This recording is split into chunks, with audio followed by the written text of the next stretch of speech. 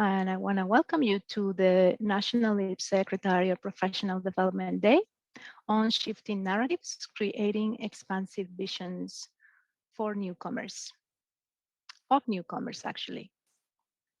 So I want to start by letting you all know that this event is offered both in English and French. So if you require French interpretation, all you have to do is click on at the bottom of your screen, there is a globe, the icon of a globe that says interpretation. So you have to click on that symbol and select the French option. We also ask that if you are a French speaker, you send a private message to Dalreen so that she can place you in the breakout room for French speakers when we do the breakout session. We also want to inform everyone that this event will be recorded, and that the recording of this session will then be uploaded on our YouTube channel, as well as our website when it's up and running, hopefully soon. So I think we can get started, and let's get started in a good way. So I am going to welcome Randy, who is one of the lived experience experts who was part of the co-planning of this session. And Randy will be doing the land acknowledgement for us. So I welcome Randy. Thank you. Hi, I'm Randy. Currently, I work closely. I'm located in the Cape Breton, Sydney, Cape Breton, and I work closely with the Cape Breton Partnership. So this is the land acknowledgement. I'm located in Mi'kma'ki, the ancestral and unceded territory of the Myanmar. I acknowledge as the part. Who we acknowledge as the past, present, and future caretaker of this land. The relationship is based on a series of peace and friendship treaties between the Myanmar nation and the Crown. Dating back to the early 18th century, I recognize that we are all treaty people. So personally, this is how I feel that myself is connected with the indigenous people. Personally, I recognize that place where I have studied and lived are on the land of indigenous people. So I have experienced indigenous people, how they cherish the nature and animal, and this helped me to appreciate and respect what I have. It also gave me a deeper understanding of the land I live on. What's more, I'm inspired by studying the history, treaties, and how indigenous people honor their life and resources of the land. This makes the importance of land acknowledgement to me and the connection between myself and the indigenous business and culture. Last but not the least, it's important to take a point ourselves to learn more about the indigenous nation who have historically lived and cared for the land and places we lived and visit. Here is a map of the world and the indigenous population that inhabit the space. The next time you plan on traveling to a new place, we encourage you to take a look at this map and learn more about indigenous people who live there.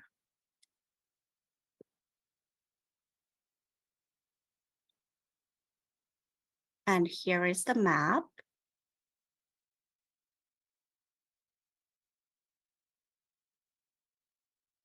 It's in the chat function for people to take a look at in their own time. Yeah, thank you. Thank you, Randy, and thank you for sharing this resource. Hopefully folks will have time to take a look. My name is Marycarmen, and I am the National LIP Secretariat Anti-Racist Coordinator. And again, I welcome you to the National LIP Secretariat's 4th Anti-Racism Professional Development Day.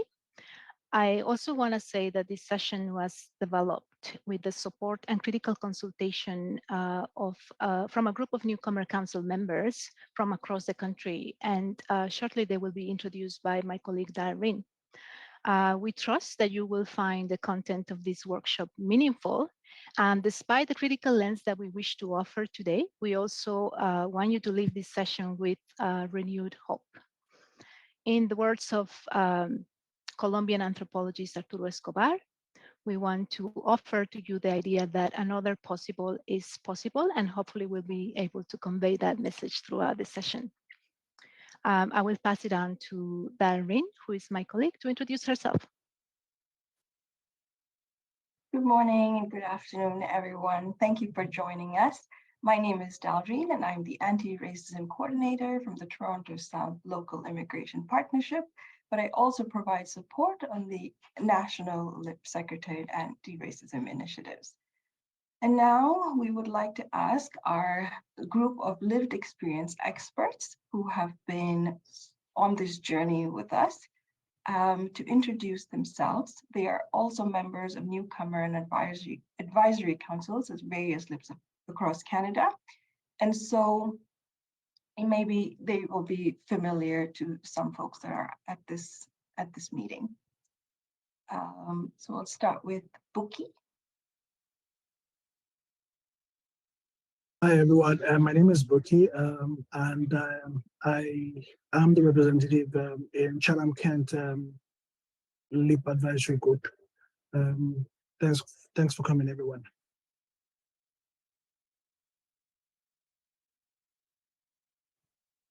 Thank you, Bookie. Farhad. Hello, everyone.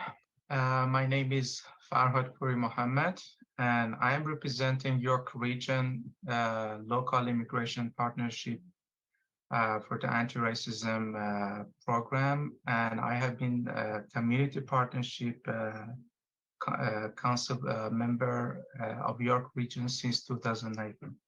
Thank you.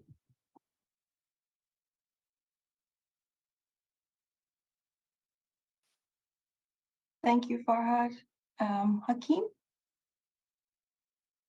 Hello, good morning, good afternoon. My name is Hakim Asher. I'm part of National Anti-Racism Program, this project. And I live in Vancouver, British Columbia. Thank you. Thank you, Hakim. Iqbal. Thank you very much, Darlene, for giving me the opportunity to introduce myself.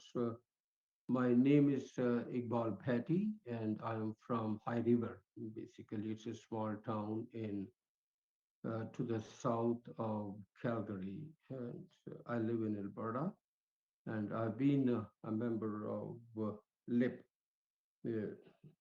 anti-racism programs, almost over a year. And so I've been working from this region.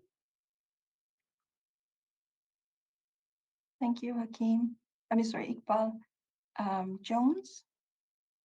Hello, everyone. My name is Jones. I'm a member of the Newcomer Youth Council of Winnipeg and the Immigration Partnership of Winnipeg. Thank you. Thank you, Jones. I believe Kemper is here and might be having some internet issues. Hello, can you hear me? Well, good morning, everyone. I want to thank you, first of all, Marycarmen and Dalreen, and all the people that is attending this meeting. There is with some important issues about immigration and our relationship between all these people from Canada. I represent Pretty Skies Integration Network, where it's a local immigration partnership that we have in Musho, here in the province of Saskatchewan. And thank you so much, everyone, for coming. Thank you, Kemper. Mohamad.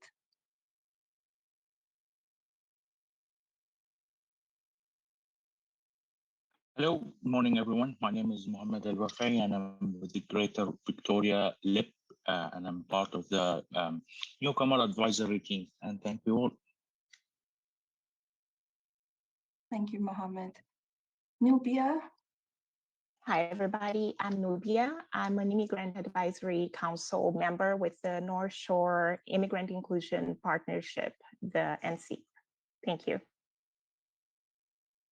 Thank you, Nubia. Susan.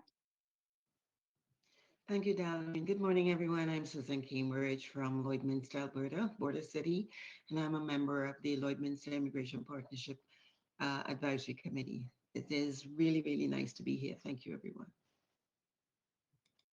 Thank you, Susan. And Randy. Hello, I'm Randy again. I'm a member of Table of Advisor of Kemper Partnership. Nice to meet you guys. Thank you, Randy. And just a quick agenda and housekeeping to explain about the format of today's workshop. We will start off with a short presentation delivered by Marycarmen, which will be grounded in theory and research-based evidence. This will be followed by 4 of our lived experience experts sharing their stories, which will continue to highlight the theme of today. We will then work together to collaboratively unlearn in small groups, where we will have the opportunity to discuss what we have heard. The unlearning or breakout room discussions will not be recorded, so please feel free to share your opinions. However, we will provide you with a questionnaire to fill out and submit to us. Following the discussions, we will take a short break and resume our unlearning by opening up the floor to some discussion about the questions that were posed to you in your groups. We will then continue our event by listening to our guest speaker, David Delisca, and then we will have an open floor Q&A session. We kindly ask that you format your question as a question and let us know who you are directing it to. It can, of course, be directed to all the speakers. Just a few group agreements. We ask that you be open, respectful, and empathetic. We are all in here to learn and recognize that everyone is at a different stage of the learning process. To avoid using generalized statements, rather frame your language using I statements and be present in the space as a sign of respect to our speakers. We also ask that you refrain from interrupting others and to please use the raise hand function or the chat function to leave a comment. And lastly, to recognize that other folks may also want to speak, but they may be a little bit shy, so it is okay if there are a few moments of silence. And now I will let Marycarmen take it away with her wonderful presentation. Thank you, Dalreen. I'm going to share my screen, and I'm going to gently ask for patience because there's 2 things that are new to me today. One, this headset, so I feel very strange. I can hear my voice, and that's just really strange. And the other one is that I'm using Canva to present for the first time. I'm trying new things. So I just want to make sure that everyone can see my presentation. Yes. Yes, we can see that. Perfect. Thank you. So I want to start by wishing everyone who is celebrating a happy Ramadan Mubarak. About a quarter of the world population will be observing the holy month of Ramadan within the next 48 hours. So I wanted to take a minute to wish everyone who observes Ramadan Kareem. And also a reminder for folks to be supportive to anyone around you who may be observing the month of Ramadan and who may be fasting. And there's a series of articles on the internet if you want to spend a few minutes just researching. There's a number of really meaningful resources around ways in which you can support colleagues and friends who may be fasting. So shifting narratives from deficit to asset-based approaches to working with and for newcomers. So we wanted to lay the groundwork and introduce or perhaps refresh some key concepts that hopefully will help us unpack some of the contributions and the provocations ahead of us today during today's workshop. By way of introduction, I also want to spend a couple of minutes sharing a little bit of my own social location, my own positionality, so that I can perhaps share with you what brings me to this space and also what informs my practice, what sort of experiences inform my practice. So I identify as an immigrant. I came to Canada about 20 years ago, a little over 20 years ago, as an international student. I lived in Calgary for about 10 years, a little over 10 years. I met my husband there. My husband is Pakistani, so my family is a hybrid family, a Muslim family. I'm very proud of that. And it was not until we had our first son that we recognized that we wanted our son to grow up in a more diverse environment, and we were seeking community. And I think that we had experienced a number of not a number, but we had experienced quite a bit of racism, both of us as individuals and also as a family. And however, we were very young, and I think we didn't have the racial literacy nor the racial consciousness to sort of recognize and name some of the things that had happened to us. But we sort of knew instinctively that that we wanted a different environment for us to grow our family. So we decided to move to Toronto. I am based in Toronto now, and we've been living here for about 10 years. My experience working with newcomers is quite vast. In another life, I was a LINC instructor. When I lived in Calgary, I worked for the YMCA as a LINC instructor. I've also done some settlement work, case management, and I've done quite a bit of work working with newcomer families, particularly within the context of education, helping working with newcomer families to learn and essentially to learn strategies to navigate a school system that is unequitable by design. I am also, when my kids sleep very early in the morning or very late at night, I'm also a PhD student. I'm a PhD candidate at the University of Toronto. I'm in the Department of Social Justice Education. And my research looks at anti-Black racism, particularly within the context of education. I'm interested in understanding how the visual representations of Blackness that circulate in schools work to produce anti-Blackness, particularly within the context of the Mexican education system. And this is because anti-Blackness is a global project, and also because Black history has been erased viciously, not only from Canadian history or history in North America, but also from history globally. And Mexico is one of the countries where Black history and the history of Afro-descendant communities has been purposefully erased by the state. So that's a little bit about me and what informs my work. Also, by way of introduction, I also want to share that, as perhaps most of you know, yesterday marked the International Day for the Elimination of Racial Discrimination. I'm sure that many of you came across different workshops, sessions, social media posts, and so on with regards to the celebration of the International Day for the Elimination of Racial Discrimination. And I think that it's fair to say that despite the progress and the advancements in the fight for racial justice, there is a long journey ahead of us. And in light of that, we are doing this session today. And in light of that, there are a number of anti-racist projects that I know exist and are thriving and happening throughout the LIPs. So I encourage you to continue to think of ways in which you can engage in anti-racist initiatives, not only in the work that you do with the LIPs, but in your life in general. I also want to acknowledge the foundational knowledge upon which I built my work, and many of us who do anti-racist work build our work. And I think it's really important to recognize that anti-racism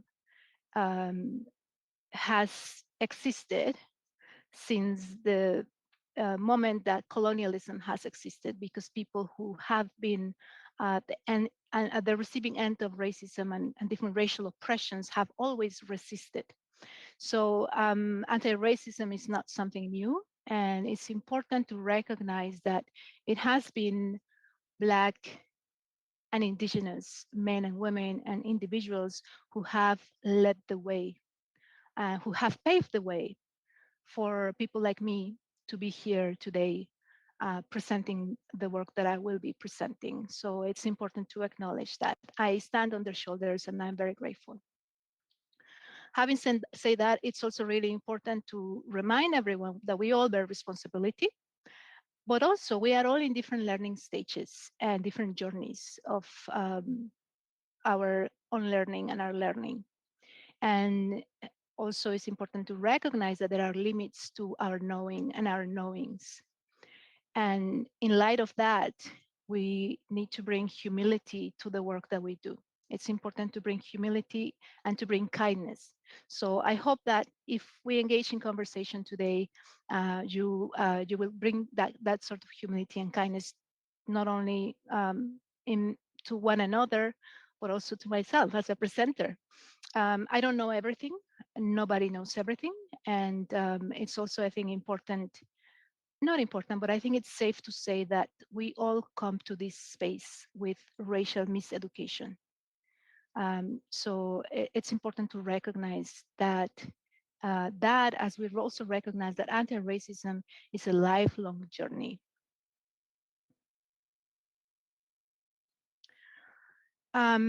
So in the past couple of years, I have attended several workshops that address on anti-racism, anti-Black racism, equity, diversity, and inclusion, and so on. And what I've noticed is there's a tendency to address racism without addressing colonialism and settler colonialism. So I think it's important to recognize that history matters. And it's important to historicize racism, to historicize oppressions, and to understand the linkages between racism, the different racisms that exist, and a history of colonialism. So I understand racism as the racial oppression of non-white people based on socially constructed, that is an invented hierarchy of races whereby white people are at the top. And I think it's important to recognize as well that this does not mean that racism does not exist among racialized communities. Like I said at the beginning of this presentation, anti-Blackness is a global project. Anti-Blackness exists among racialized communities. I can tell you about anti-Blackness in the Latinx communities. There is anti-Blackness in Muslim communities. This is not to say that there aren't Black Muslim people, but there is anti-Blackness in non-Black Muslim communities. There is anti-Muslim sentiments or anti-Muslim racism in the Latinx communities. There's anti-Asian racism, anti-Indigenous racism. All of these forms of racism do exist among racialized communities. So it's important to recognize that. However, historically, the beneficiaries of racism have been white people. And that's also important to recognize. And so, historically, in order to justify the colonial expansion, the exploitation, the dehumanization of enslaved people by ways of the transatlantic slave trade, the genocide of indigenous people, Europeans had to rely on ideas of white racial superiority to sort of justify these actions. And that led to the remnants of that, rather, led to whiteness and to whiteness as we know it today.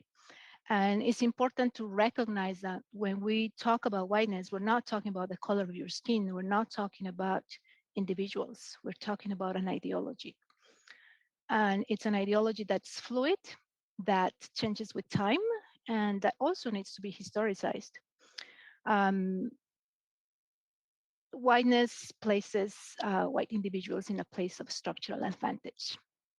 It also creates the conditions for a white dominant culture, which is a mechanism that grants advantage to white people because it allows them to navigate society feeling normal. And the reason why it's important to bring this to light today, as we also try to understand and unpack deficit narratives, is because we learn to see people as deficient, in relation to whiteness. Whiteness becomes the yardstick to which everything else gets measured.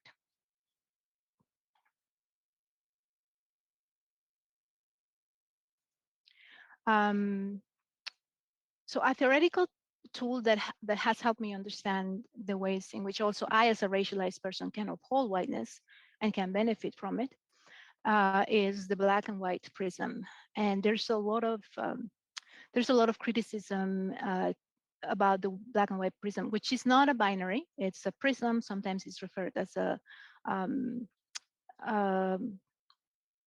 oh, I forgot the word, but sorry, it will come to mind. But there are limitations to this black and white paradigm or prism. So I'm not going to expand on the limitations, but I just want to sort of offer it today as a way of understanding, again, the ways in which whiteness can be upheld by people who are racialized. And essentially, this black and white prism is, according to George Day and many other scholars, a way in which proximity to whiteness is rewarded globally, while conversely, proximity to blackness is punished. And again, this is not a this is not a hierarchy of races. This is not to engage in a black versus white or a oppression Olympics sort of narrative, but it's only a way of understanding racial logics and how society gets organized based on these racial logics. And if you are a racialized person, I invite you to think about the ways in which perhaps in the past your own proximity to whiteness has rewarded you. And this is actually very evident, for instance, in the workplace and the ways in which we know that when we uphold whiteness, it is easier to navigate professional spaces.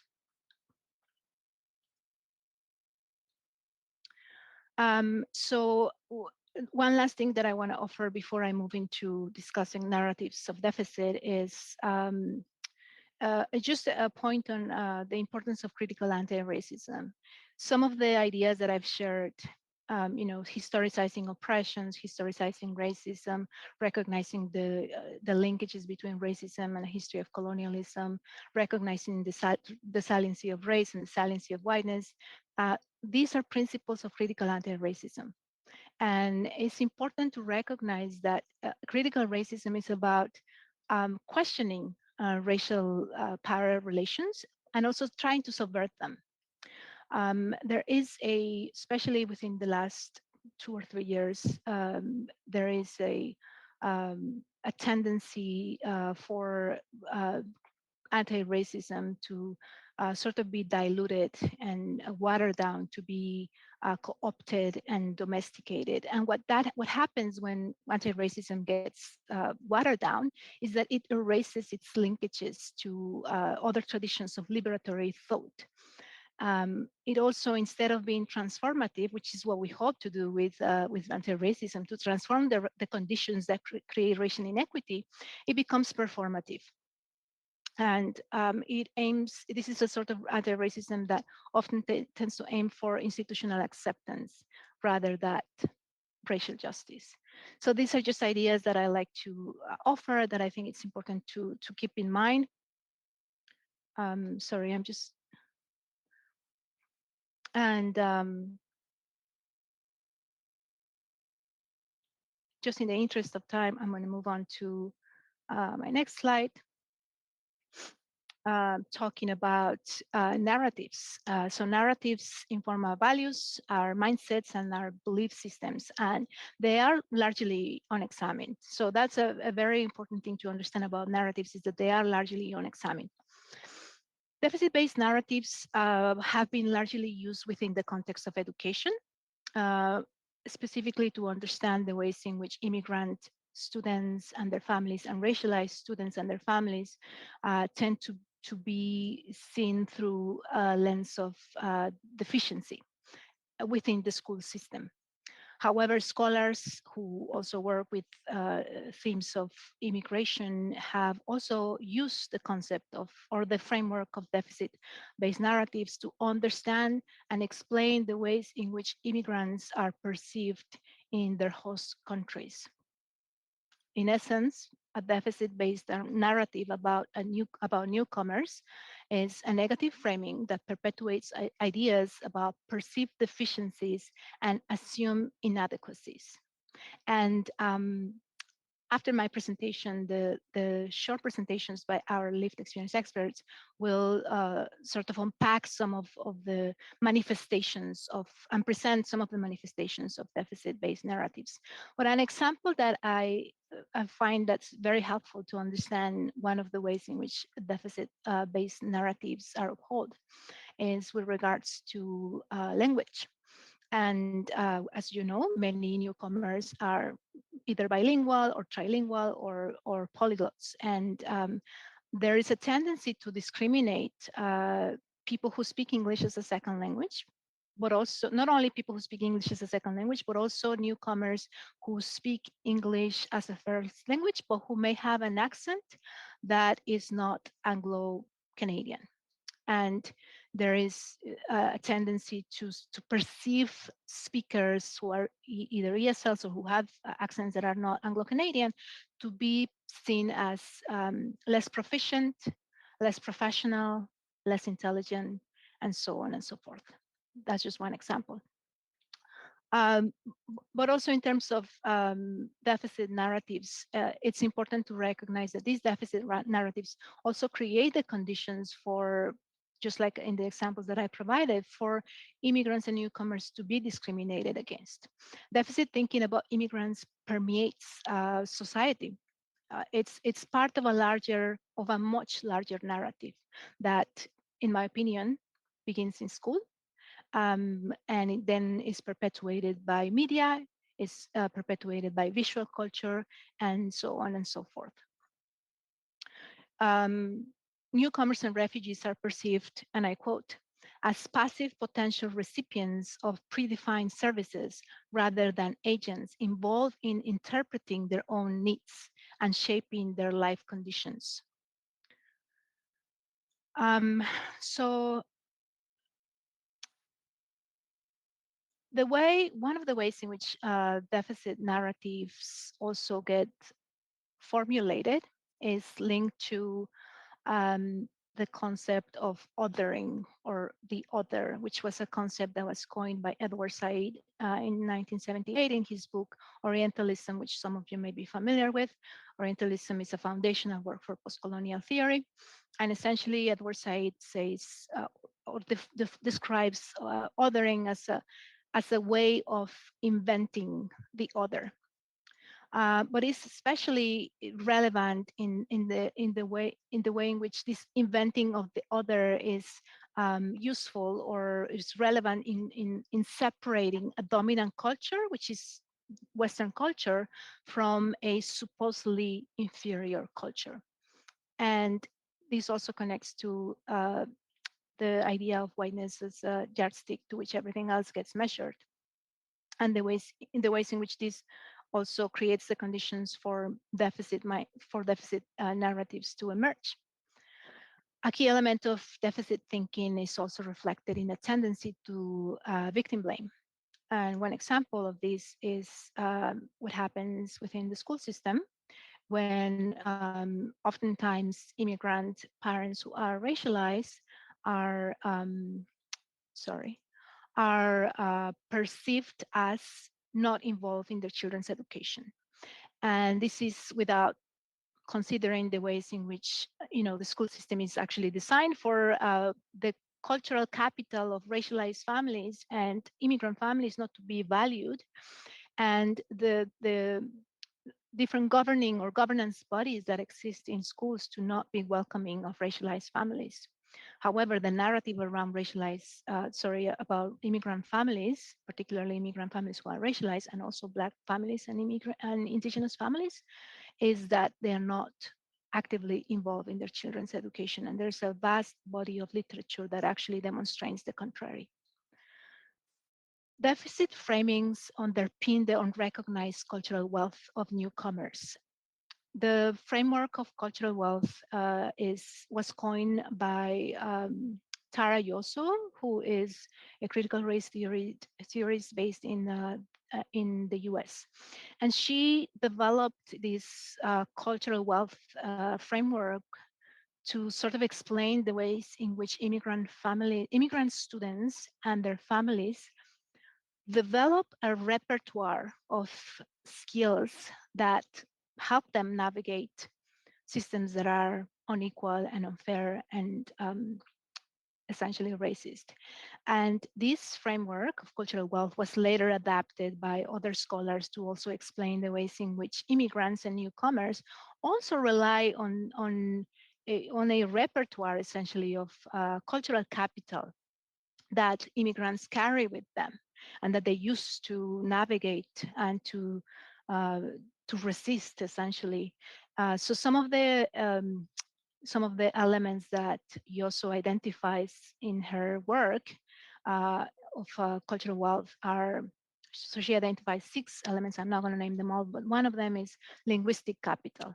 So this ability of newcomers and immigrants to obviously to speak more than one language, and that's not only, you know, that's not only particularly helpful as they navigate different spaces in more than one language, but also in terms of the cognitive, you know, development that we know that people who speak more than one language sort of acquire. Then there's resistance capital, right? So this idea that, you know, despite the multiple barriers and, you know, the systemic barriers that immigrants face, they continue to resist, they continue to thrive, and they even find opportunities to create joy or to you know, to immerse in different sort of you know, activities that may not be related, extracurricular activities that may not be related to, you know, professional development or so on and so forth. Another element that she describes is navigational capital, and this connects again to the skills and the strategies that immigrants acquire that help them navigate systems that are unfair by design, that are not very welcoming, and yet again they find the skills to navigate those systems with what she calls navigational capital. So newcomers always have to do extra work to attain cultural legitimacy. And this concept of cultural legitimacy is actually very interesting. I'm not going to delve into it, but some examples of it are, of course, you know, this idea that we need to improve our English, this idea that we need to pursue more credentials, that we need to gain, of course, the concept of Canadian experience is, you know, it's widely criticized, and we know the implications of it.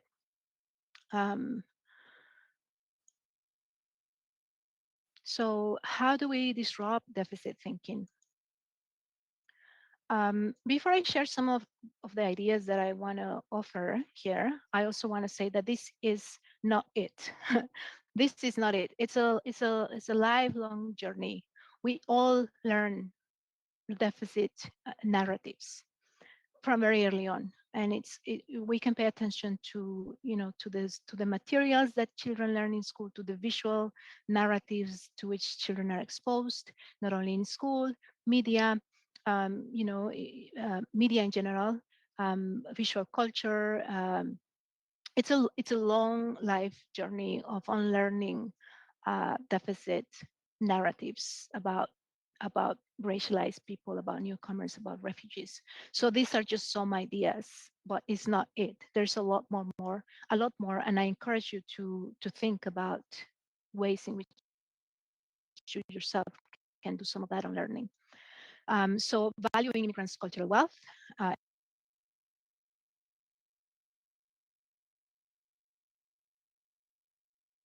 Are complex human beings.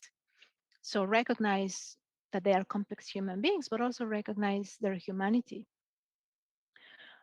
Newcomers, immigrants, and refugees are not passive recipients of knowledge. Newcomers, immigrants, and refugees also hold and produce knowledge. disrupt conventional practices that tokenize immigrants, newcomers, without genuinely positioning ourselves as learners. And I think this is particularly important for the work of LIPS and the ways in which we engage with newcomers. What can we learn from our engagement with them? And something that I think is also very important is to be aware of counter narratives that tend to focus on immigrants' value based on their productivity and not their human dignity. And I see this quite often when we talk about newcomers, their potential, their professional potential, their portfolios. As we know, because of the point system, the immigration point system, many immigrants come to Canada with master's degrees, with incredible professional portfolios. And it is really important to recognize that, but also we need to be very cautious, not to rely only on that, to be able to see and respect the human dignity of newcomers. So I understand, I recognize that my time's up. So I want to thank you for listening to me, and these are my references. And I want to welcome Dalreen, who is going to open the floor for our lived experience experts. And we'll have time for questions later. Thank you, Marycarmen. I feel like every time we meet, I'm always learning something new from you, and you are such an expert in this field, and it's a joy listening to you always. Okay, so I'd like to introduce Susan, one of our lived experience experts who was vital in co-designing this professional development workshop. Susan Cambridge is originally from the Caribbean islands, born in Trinidad and Tobago, migrated to Canada in 2012, and is now a Canadian citizen. Susan has navigated herself through several volunteer organizations and is passionate about connecting newcomers to resources which support the alleviation of some struggles of immigration settlement. As a member of the advisory committee of the Lloydminster Immigration Partnership, she is here today to share her lived experience.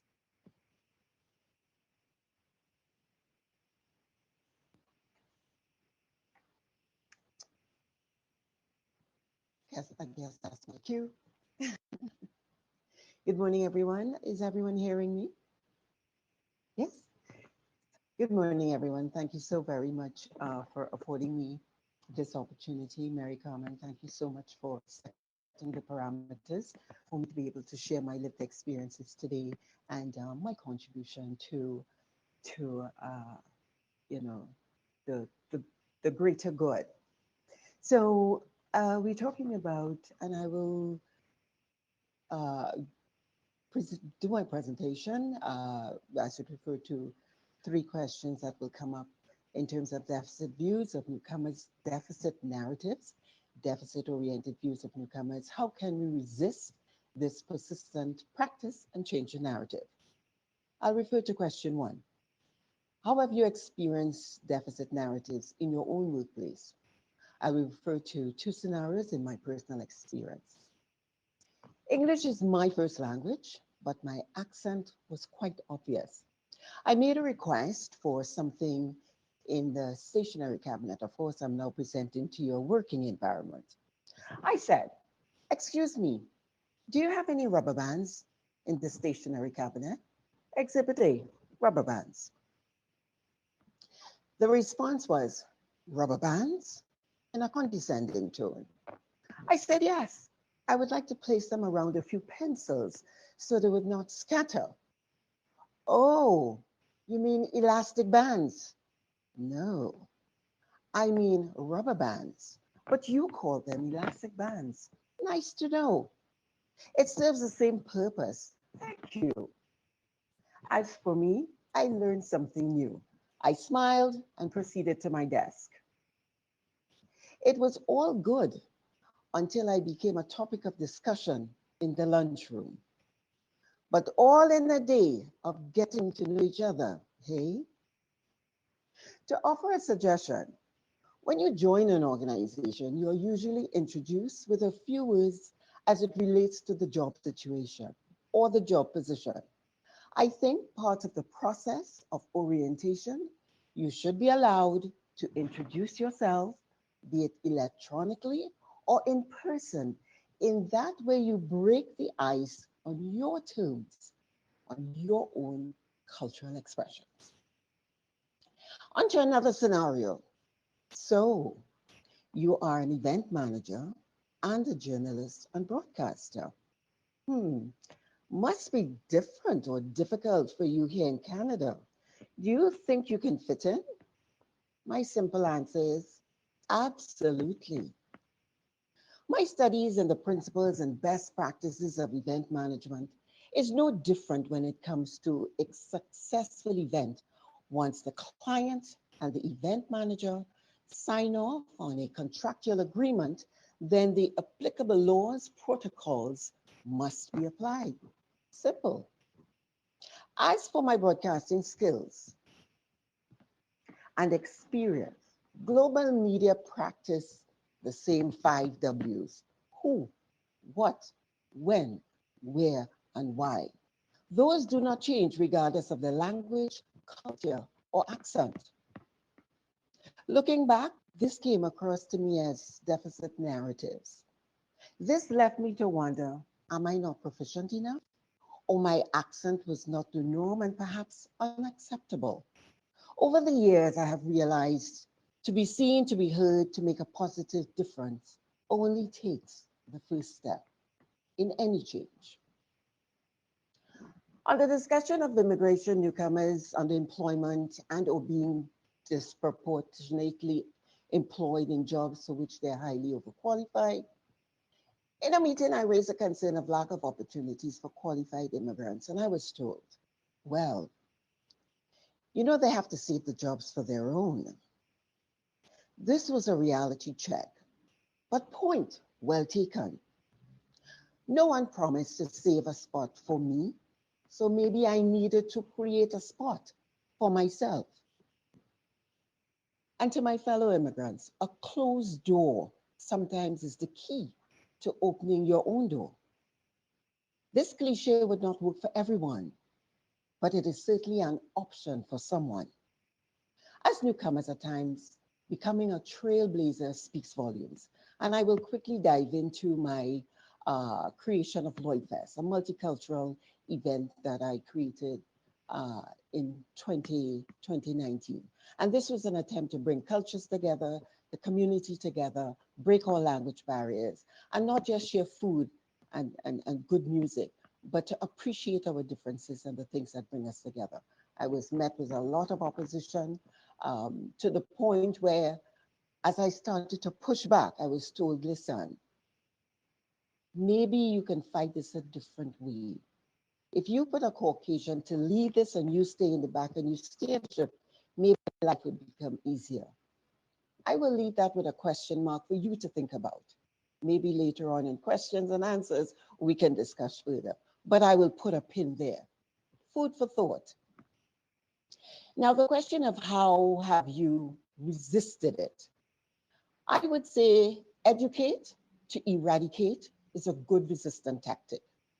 Recognize it for what it is. Respond based on where you are, who is involved, the tone or intent by virtue of voice or action, or nonverbal, and feel free to make a judgmental call. It's your story. I say this fully understanding that sometimes non-response is sometimes the best option. Note to self, in any organization, or you are employed, be it self or otherwise, read well its vision, mission, and culture of the organization, as well as the written policies on diversity and inclusion and its policies and procedures if you need to take action. Always take notes of dates, times, and what took place. Keep a personal journal. Get connected, stay connected. Stay connected to a group in your community, culture, where you can share your experiences without being judged. It is important to talk about this. This prevents isolation and mental stress. 3, what can the LIPs do to engage newcomer council members and newcomers in general in asset-based frameworks? This is a huge challenge. As in Lloydminster, our coordinator, Kimo Mansuri, has a user-friendly website with connecting agencies and has already engaged immigrants in the community to stay connected, be informed, and have a voice. I believe it is important to make that commitment to meet as one body rather than separate diverse groups. Share, ask questions, and take collective action as an immigration group. You have a choice, but a very consequential one. You should choose not to be community-minded. Should you choose not to be community-minded for the greater good of progress in the settlement of newcomers? That is, if you opt to be out of it. In preparation for any interested candidate, councillors, mayors, be that as it may, the campaign process should start at least 2 years prior to the election. Just my opinion. The challenge with this is that we should vote for the immigrant most suitable for the task rather than the individual being elected resulting from a particular diverse group with the most members in the community. As immigrants, it is no secret that we do have our own personal biases, which can be an internal obstruction for having the most suitable representation at the table. This is a cautious reminder that biases in mirror version can inflict our own deficit narratives amongst ourselves.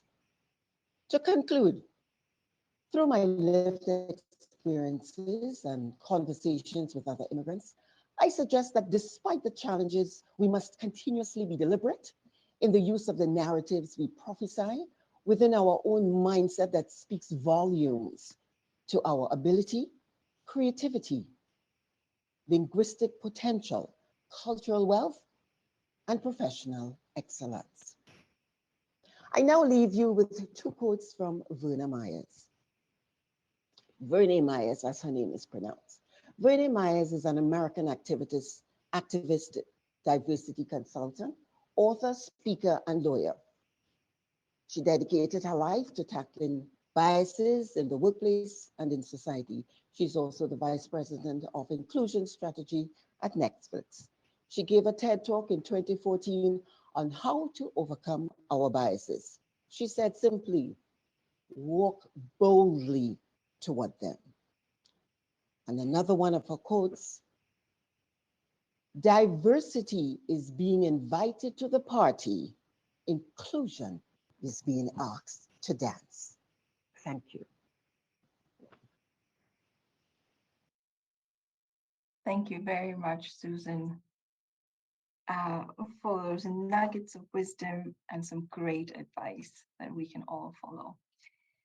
I know I can definitely relate to using British lingo as I grew up in another country. And when I came here, people, told me, you can't say those words here in Canada. Our next speaker is Nubia, and Nubia immigrated from Sao Paulo, Brazil to North Vancouver, BC 11 years ago. Nubia is passionate about migration, culture, and identity, and embraces opportunities to facilitate conversation that promote change. She has a bachelor's in international relations and an associate certificate in leadership and conflict resolution. Take it away, Nubia. Thanks for the kind introduction, Dalreen. Hi, everyone. I believe that we all have a role in promoting change on how immigrants are seen and integrated to Canadian society. I want to start by sharing a story that happened to me early on and after I moved to Canada. When I arrived, I had a lot of hope that I'd get a job in which I could apply my skills and experience. So I got really, really excited when I learned about a program that helped immigrants land jobs that were compared comparable to the ones that they had in their home country. I got into that program, and the program was really well thought out. It not only supported me through a certificate program, but it also matched me with a coach that would help me through that whole journey. A bit later, I started the hardest part, which was a job search. But when a couple of weeks had passed and I hadn't heard a single call back, my coach started encouraging me to apply for jobs that were below my skill level. Don't get me wrong, my coach had really good intentions, and my coach was really nice. Perhaps they were really trying to protect me from disappointment. They wanted me to get my first job sooner rather than later. The issue is that it didn't feel right. That action went against the purpose of the program, but they continued to insist on that approach, even though I told them that I didn't agree.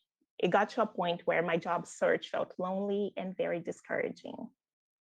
I'd ask myself, what if they were right? What if I can't land a first job that is similar to the one that I had in Brazil? In spite of that, I persisted, and I was lucky that I found a job that was comparable. It took me a couple of months, but I can see that luck played a role there, and things could have turned out much differently if I had accepted my coach's advice. I can see how that could have affected my self-worth, my self-esteem, and everything that came after for me. I wish my coach had told me about immigrants' reality in Canada with openness and honesty.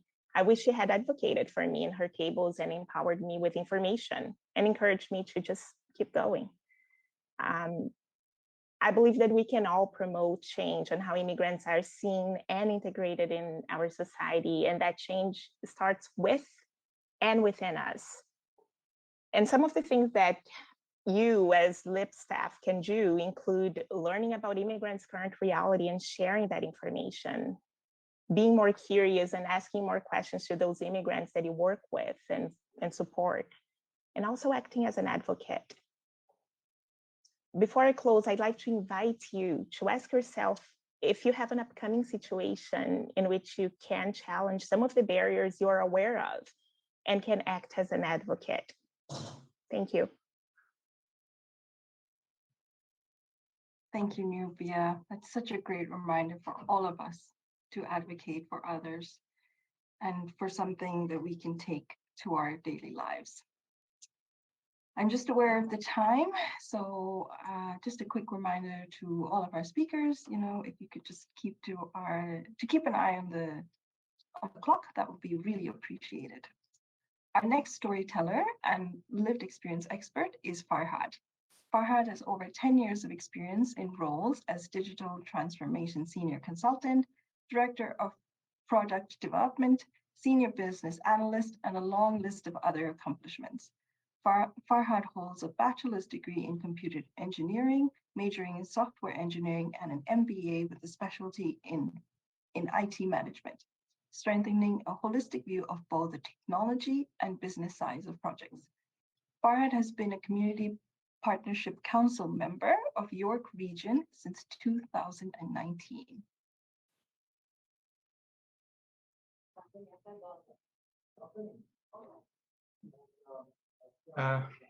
Thank you, Dalreen, for the kind introduction, and hello, everyone.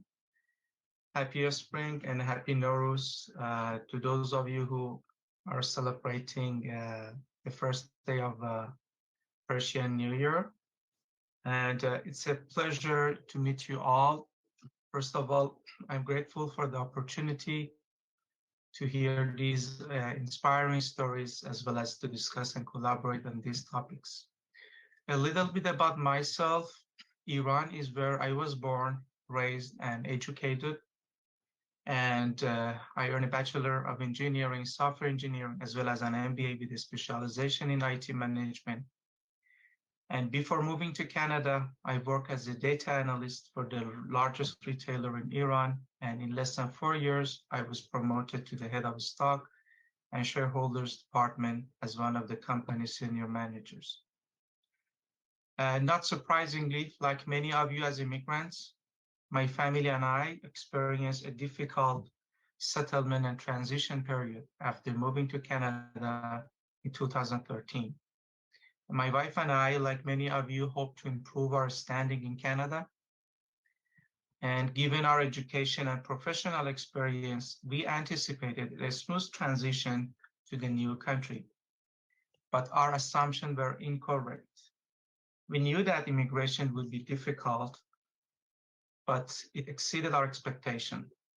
Today, I will be focusing on the economic discrimination issue that we face as immigrants. You may have seen or have experienced why many skilled immigrants begin working here in so-called survival jobs. Why must this skilled and educated individual go through this difficult process? In addition to other challenges we face as immigrants, for example, we must evaluate our credential. We must learn new language. We must learn the new cultural norms here, and many others. And many of us are unable to transition smoothly into a related profession. Why should it be so difficult? Even after overcoming these challenges, are those of us who are employed paid with the same income level and benefits as Canadians? Immigrants are paid less, even if they have more education and experience. This is something I want you to think about and figure out how to deal with. I know that some people were unable to overcome these challenges and remain in non-related professional jobs despite years of experience and education. This is something affecting their level of satisfaction for themselves and their families. And it is our responsibility to provide a healthy and happy community for all people across the country. What I propose is to have some sort of paid internship program after a short bridging program, at least for skilled immigrants. This increases the chance of newcomers finding work and establishing financial stability. Another thing to work on is giving everyone an equal opportunity to grow. We immigrants deserve an equal opportunity to be promoted and advance to higher levels of management. And one last thing I would like to share with you. I read a quote that immigration is the third most difficult things in life after death and divorce.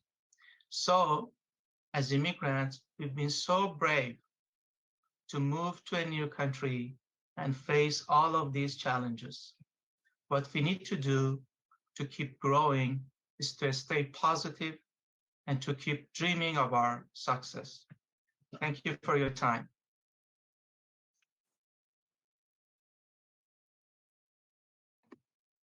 Thank you very much, Farhad. You're such an accomplished person.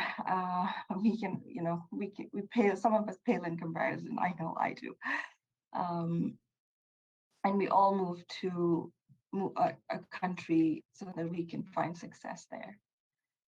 Our next and final speaker, amongst our lived experience speakers, is Kemper. Kemper is an extremely busy person who hails from the Prairie Skies Integration Network or Moose Jaw Region LIP.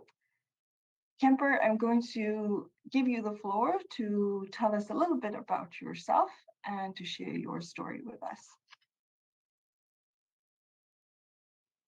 Well, first of all, thank you all for this great meeting. To be honest, I'm really looking to most kind of problems because now we are working with most Latin American people, also Nigerian people and Indian people that is here as an immigrant. And the most difficult things to achieve for these immigrants in a statistic is the job and how the background from other countries around the world is not recognized well here in Canada. We don't have simple and agile methodology to recognize these backgrounds, in Canada. And we have to be very aware of that. In our country, that is Canada now, we have to be aware that we don't recognize the title of other countries. And we are losing a lot of opportunities around the world.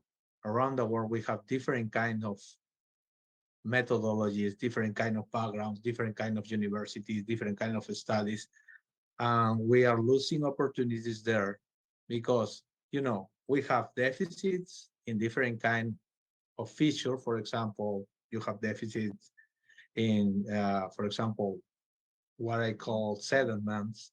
You have difference between the job opportunities, but all is about if you give an immigrant a great job opportunity in the same background that the immigrant has, that will be a great opportunity for Canada because you can learn a lot from all the different kind of cultures instead of trying to say you have to adapt what we have here. You can try to make a mix culture of everything that we have in another countries. In my case, I suffered that because I have, like other immigrants, my story is that I have to take a entry job when I was here. When I came from Peru to Canada, I have to get an entry job, and that's very painful.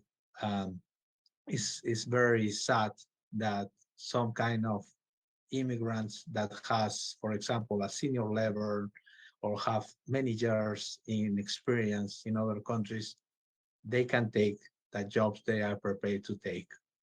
Just because we have fear about what they supposed to do, if they are prepared or not. If that the only thing that matters at the end is not even the language barrier that we have, is that we have a concept barrier in our minds because we are related more with the people that is like us, but we have to be related with all kind of people to grow out an organization. My recommendation for all the LIPs is that we have to work in data. I learned a very curious message yesterday with talking with a guy. I'm going to say it in my own language, that is Spanish. That is, datos mata relato. What in English will say that the data kills bad conversations in your mind. And remember that when you're talking about immigrants. Remember that because you have to have the data. To analyze what is happening, you have to access to the data like a list. For example, how many immigrants come, what are their backgrounds, what they are looking for, how many families come here, and how the economy moves. If you adapt just to and use agile methodologies like Scrum for doing a strategic plan, you can do a lot of math effort and make a real impact as a lead. If you don't do that, you can do any compliance of what you are doing exactly. And you didn't measure. I am an engineer and know if something that is not measured, you can even improve. I want that remember that. Use the data that you have to make things happen at the end. That is gonna be a real effort. Thank you so much.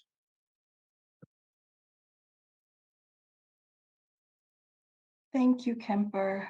And thank you to Susan, Nubia, Farhad, and Kemper for sharing your wisdom, personal stories, and advice on how we can have a better society and how newcomers, immigrants, and refugees have a place in Canada. So we move on to the next portion of our workshop or event, and we are calling it a collaborative unlearning. And so based on the 4 stories and Marycarmen's presentation, we have formulated a set of questions that we will share with you in the chat and that we would like you to focus on in your groups. You are able to click on the link. So perhaps Marycarmen can share the link with folks. We ask that if you can, so we ask for one person in the group to fill out the form, and if you are shy, you are more than free to fill out the form and send it to us in your own time. Immediately following the discussions, we will take 10 minutes for a little break if you want to visit the bathroom, stretch your legs, etc. And upon returning, we will have another 10 minutes to discuss the conversations that were part of your little group sessions. So if the form has been perfect, Marycarmen will now, I can't hear you. We'll just take a few minutes now to set up the breakout rooms. Can you tell me how many breakout rooms? Yes. Eight breakout rooms, right? About 8 breakout rooms. So Okay. we're going to keep them fairly intimate, so about 5 to 6 individuals per breakout room. Okay. So we do have facilitators who are volunteer lived experience experts who will be facilitating these breakout rooms. And if your group doesn't have one, is it okay if we rely on one of you to volunteer and facilitate the conversation? There's only 3 questions in the form. Hopefully everybody had access to it. And okay, so I will create the breakout rooms now. Meaningful conversations. And we have allocated a few minutes to timer. You don't think so? Because then we cannot see each other. And now that I want to take advantage of the fact that people open their cameras and I can see them. So don't take that away from me. Yeah, but if you can just maybe let us know, and so that we keep track of time. We're trying to be very strategic with time because we have so many things preparing the agenda and we want to be respectful of your time. So hopefully you had good conversations. We don't want to have a report back kind of system, but if anyone wants to share anything that was meaningful, any sort of reflection that resonated with you and that you feel that may be important to share it with the larger group, this is a good time to do that. And you can just put up your hand or unmute yourself. Don't be shy.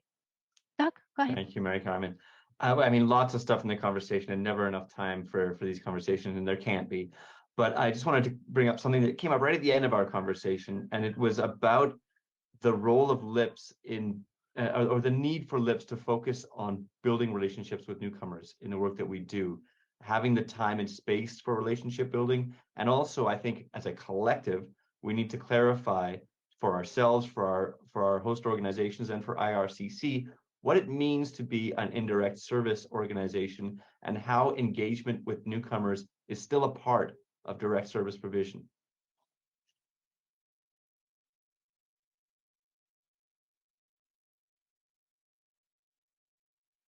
Sorry, I'm unmuted. Thank you so much for that, Doug. I'm gonna let Kat speak. Please go ahead, Kat. Hi, thank you. My name is Kat. I'm from the Quinte Local Immigration Partnership in Southern Ontario.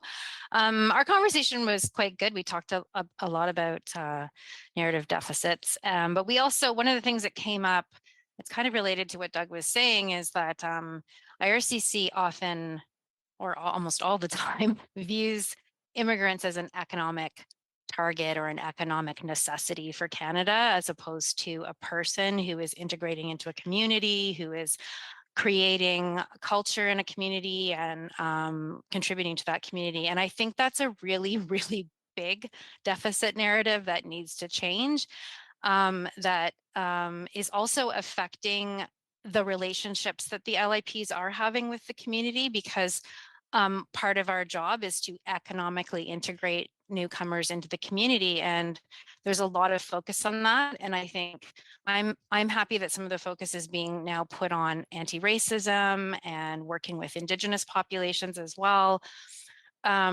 because I think the economic part is kind of had taken over, and maybe it's hard to find that balance. I just wanted to mention that. We talked a little bit about it in our group. Absolutely. Thank you for that, Kat. And I think it's so important to recognize the ways in which we can, at least in the way in which we relate to immigrants, refuse that narrative and recognize our humanity. Anything, any reflections, anything interesting or provocative that was shared in your groups? Fiona. Sure, I can go. These are not my own points, but I happen to be the one that was taking our notes for our forum. So I'll try to recap them. And if anyone else wants to jump in, definitely go ahead. I think two things that I thought were really interesting that were brought up. One was Sherry Lee was reflecting on LIPs and the role of LIPs doing research. And we had a little discussion about if some of the things we choose to research ends up emphasizing deficits, or is like looking at immigration and integration issues sort of from a deficit perspective, and some of that, the challenges of needing research to back up things that are happening in the community, or because it's useful, but also what are we saying if this is what we focus on, or this is what we're then publishing. I thought that was a really interesting point. And then the other thing that I thought was really interesting, and I'm gonna blank on who said it in our group, so I'm so sorry, but just like this quick anecdote of working in an organization where it's a very, very confusing building, and having newcomers come in for various other programs and get lost and be confused, and then this implicit assumption that they're lost because they're a newcomer, and then having the realization that, well, it's because we don't have signs up. And wouldn't anyone be lost in a confusing building? Because every person needs signs to figure out where they are. It's not because they're a newcomer or there's something specific to that experience. That's just so that you can, a deficit, looking at from a deficit perspective could then mean that you're maybe not looking at someone from a human perspective. And I thought that was a really great, concise anecdote to talk about that. So those are two things that came up, not mine, but to conclude from our discussion. Thank you for sharing, Fiona. Kemper? Yeah, one thing that I consider very important that we discuss in our group is that we have to change the mindsets of the employees and employers, because we are sometimes asking for some different skills, and we just see English barrier, like if we have an English deficit, we have a deficit in the skills also. We are relating that at that point. There's really something that is not related. A person that can speak English also can have another values and another skills. Many things at the group point that, for example, you cannot mix it. And even though speaking two different languages, maybe a medium or intermediate English, or French or Spanish, or another language from India, that they have various kind of language, or another language from or Portuguese, could be an asset for the company. And they have different examples for that. In my case, I pointed that if you have a different skill, you can make companies get money of that. I put me as an example. The other day I fixed a machine that in the real cost of Canadian market could be very pricey, but I do it just for my wage average because I have the knowledge and I like the place where I'm working in, even it's an entry job, and I can do it. You can keep that narrative to employers to contract and give the trust, and you can give the opportunities to all the immigrants in that way. Thank you so much for that, Kemper. And that's a really important reminder. I think I often think about the ways in which ESL speakers are infantilized in the ways that people talk to them. And so I often remind people when, people who are learning English, and I remember this back from my days as a link teacher, the fact that you're learning a second or third or fourth language only means that you're learning another language, but you are proficient in one or two or three languages. You are an adult, you are an intelligent human being, but that is often perpetuated by the ways in which we often literally infantilize ESL speakers. So that's something that we really need to keep in mind. Thank you for that. Susan. I'm so sorry. Yeah, I'm so sorry, Susan. I know you have something really good to say, and so I am frustrated that you can't say it, but maybe you want to try and put it in the chat. I know it may be long, it may be too long. That's too bad. Okay, so if there are no other comments or contributions or offerings, reflections that you want to share with us? Yeah, may I add Iqbal. something? Yes, Yeah. please go ahead, Iqbal. So I've heard make the comments, someone make the comments that immigrants are on the receiving end. They move to Canada, they keep sitting in their homes or watching movies and something like that. They don't try to come out, and so they don't try to learn the language. They don't try to put themselves in the community. They don't try to contribute to the society they live in. And I think we need to change the narrative that they are struggling. Maybe some of them, as you mentioned, that are struggling with the language. They may have the skills, but they don't know how to navigate the way to make use of these skills. So. Absolutely, that's a narrative we need to refuse, because it's not reflective of the realities of newcomers. And those of us who are either newcomer immigrants or who work with immigrants, we know that's not an accurate reflection of the lives of and experiences of immigrants and newcomers. Thank you for that, Iqbal. Deborah? Yes, hi. We talked about the need to have the assessing boards or the organizations that are looking at credentials work together, and so that we're not stopping people from working and having them move to different communities because they can't get certified where they are.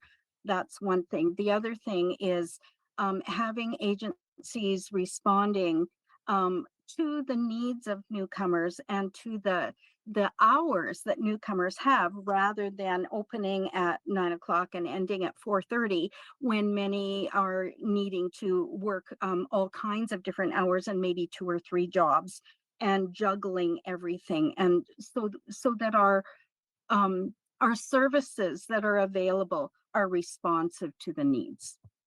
Thanks. Absolutely. Thank you for that, Deborah. I think thinking about time and being accessible, and thinking also about how do we make the services culturally relevant as well. So it's really important. Thank you for sharing that. Susan is back. I saw her. So Susan, if you want to try and unmute yourself. Or is she, did we lose her again? No, she seems to be here, but maybe she's still connected. Okay, we'll give Susan a minute. But in the meantime, I want to thank everyone for engaging in these collective conversations and for sharing really relevant and meaningful points with us. I think that we are in need of a break. And so we invite everyone to take a 5-minute break. We still do have David, who will be the speaker of our session today, and I'm really excited and looking forward to his presentation / artistic performance. I don't know what he has in store for us, but I'm really excited. And I think it's really important. And I think this is a piece that I often see missing when we do anti-racist work, is the connection with creativity and art. It's really, really important if you pay attention to people who have done, activism, social transformation, who have done work of social justice. There's always a connection between social justice, social transformation, and art and creativity. So I'm really looking forward to David's presentation.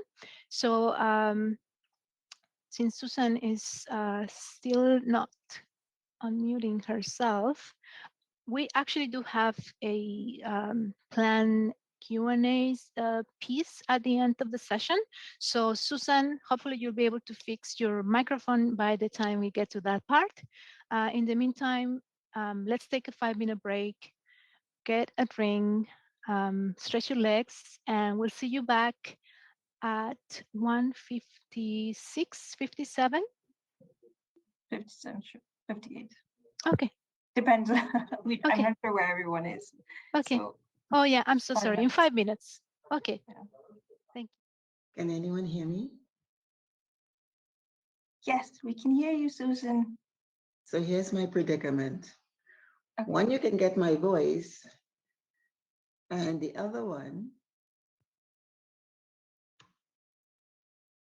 you get my face. So one camera is not working. So there you go for being innovative. Well, we have 2 Susans, and that's fantastic. But you can hear and see me, right? We can hear and see you. So this is great. This works. I'm no tech person. But I had to It's figure good. it out. It's No. good. You figured it out and you Well, fixed it. thank you Thank for you your so much. patience, buddy. Goes to show that newcomers are resourceful. You see, this is a great example of it. Exactly. So Susan, we were on a break, but so you can share your thoughts since you made it work, and I appreciate that. And then we will get to David's presentation. And so I want to welcome everyone back. I also want to acknowledge that you're staying for the entirety of the session. So I thank you for that. So Susan, go ahead. Well, yeah, I just wanted to add to a lot of the comments that were made in terms of, the immigrants being sort of us in the narratives as an economic benefit, not seeing the human aspects of it. How can we get, I'm just pulling things out from the group, how can we get immigrants to be part of the discussion through the LIP organizations? That was something that came up, and I was suggesting that maybe have a chat group or where people can think and talk on the move and so on, because sometimes you get people in an environment in person and they're a bit shy. So get them, thinking on a daily basis, almost like a tweet in terms of what's up, what's up. You know what I mean? So that was one of the things there. And the whole language barrier is another thing that really haunts me, because I see the struggle, and I see the struggle through when I was doing Lloyd Fest and so on. And I really think, it's funny to think that the person probably who can't speak the English to express themselves is the one with the brilliant mind.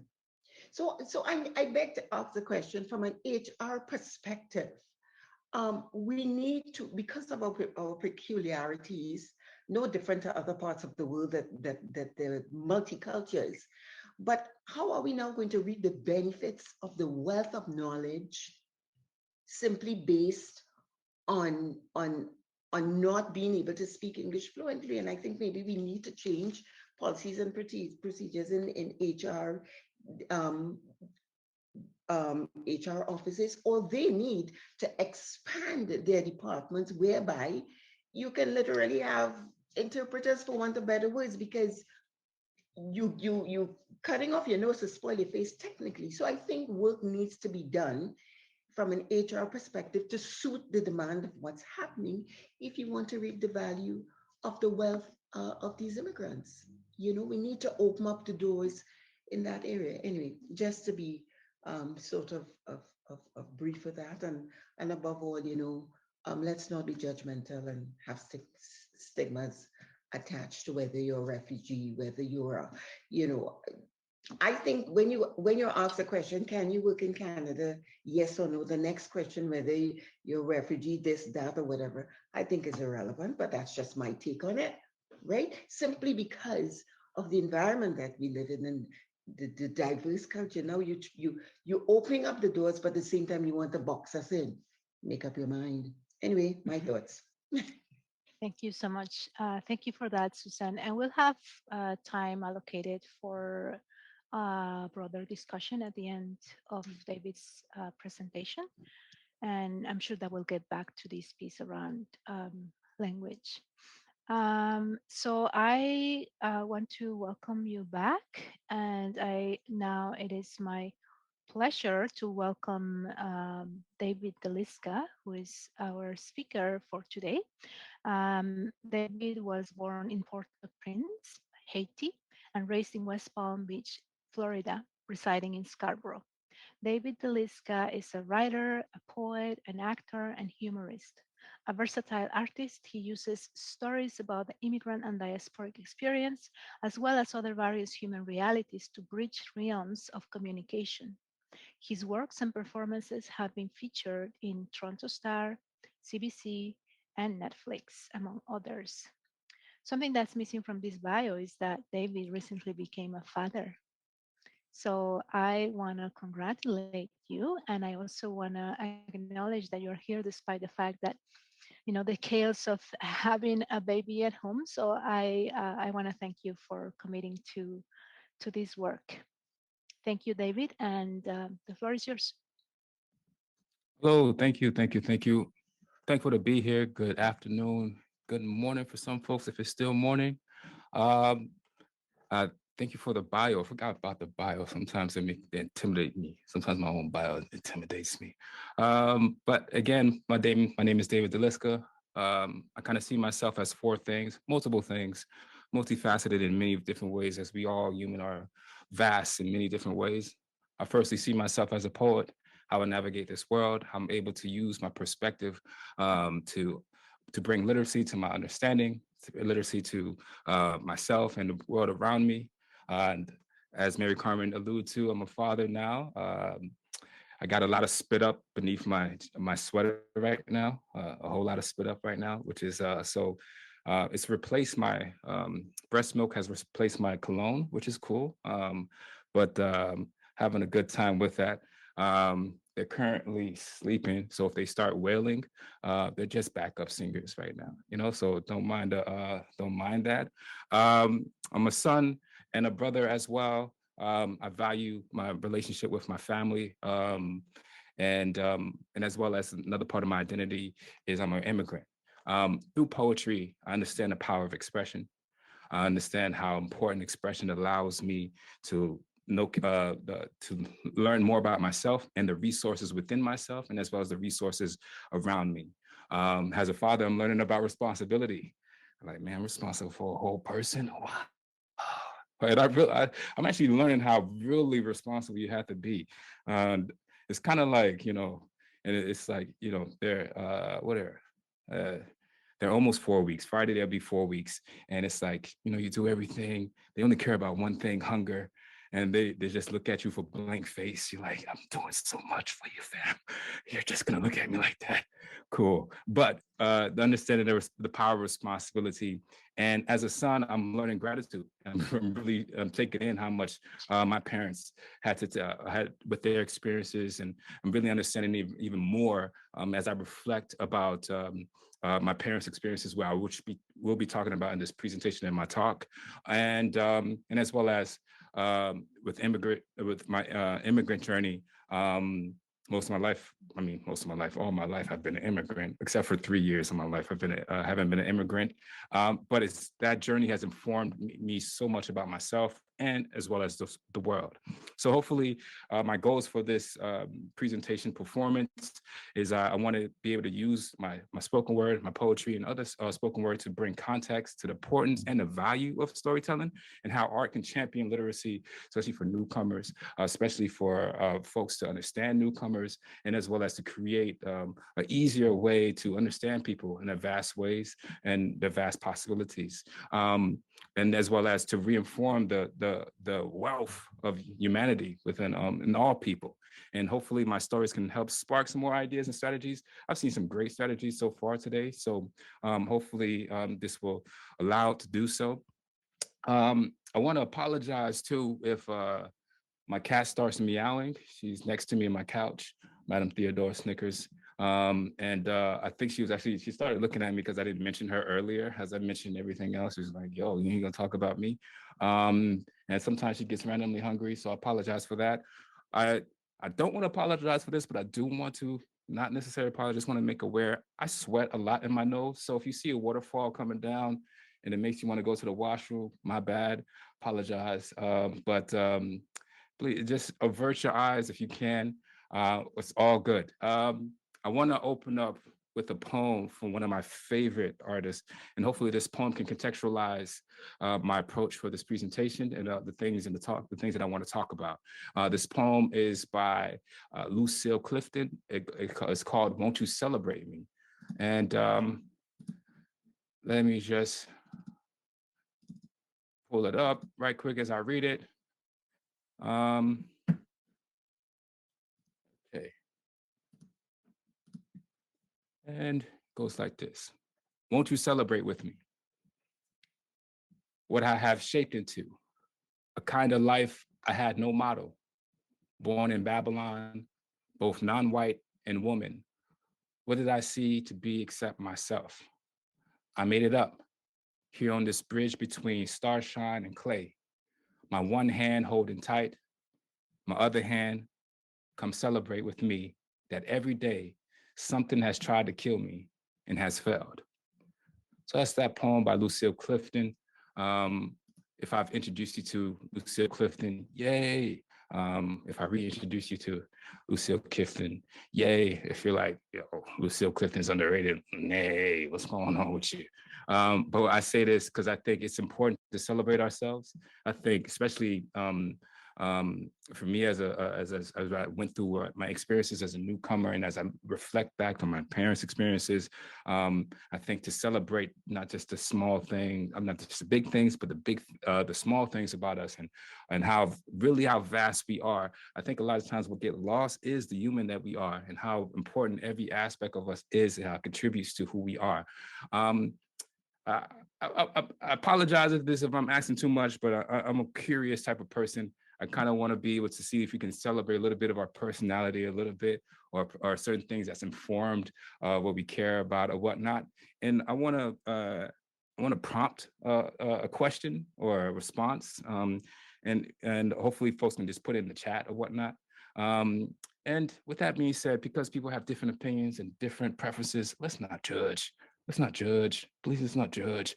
I would like to know, as far as what is your favorite meal or snack? It can be your first favorite. It could be your longest standing favorite. It could be culturally informed. It could be something that you grew up with, something that you first learned.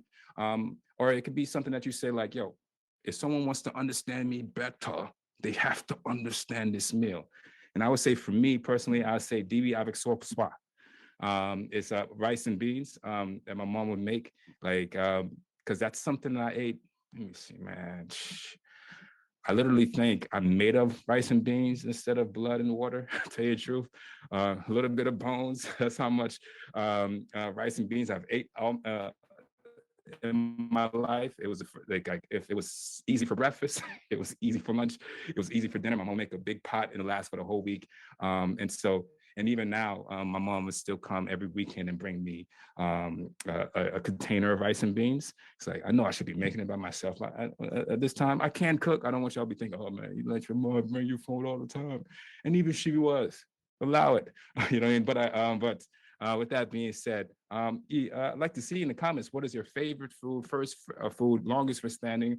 whatever it may be, however you want to respond to that. I just want to see, I want you to celebrate your preferences or something that's helped you become who you are, that's nourished you, literally nourished you, has literally nourished you.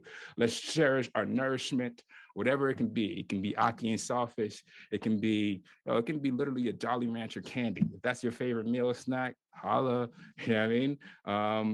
Don't be shy. Don't make me feel like I'm the only one in the world, because as a newcomer, I shouldn't feel like that, please. Okay. Samp and beans, is it soup or samp? I just want to make sure that's ASAP. It was a staple growing up in South Africa, served with bone marrow. Oh, interesting. All right, nachos. Hey, we got to get to the sushi too. Bread and butter, pounded yam, ifo re-roll. Oh, I'm learning more about folks. I can't even pronounce this. I'm gonna try. Tom Kai Gay. Oh, yeah, I can't pronounce that. I don't want to. But coconut milk, lemongrass, chicken soup. First time I tried it when I was 25 in Nepal. My all-time favorite food. Meat and potatoes, also French fries and burgers, steak and mashed potatoes. Wow, we have so much of amazing things.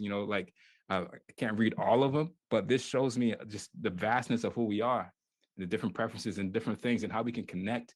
And it's like, I think food is a thing that can help. It's also a bridge to a lot of conversations. It's a lot of bridge, not just in family, but different cultures and different things. And so even with that being said, I've learned so much connectivity from even when I remember I had, I'm gonna speak a little bit more my immigrant experience. I'm gonna contextualize a little bit, but I'm gonna fast forward a little bit. I had a neighbor who was Jamaican, and we was kind of like the only immigrants per se on our streets. And I remember my little brother was friends with the youngest there, and he would go over there. And one day he came back with some jerk chicken, and that was the first time I ever had it. And I was like, what is this amazing stuff? I told my brother to go back. It's like, I just came there. What are you talking about? I don't know them people like you know them. Just go back. Go get me another plate, fam. Come on, man.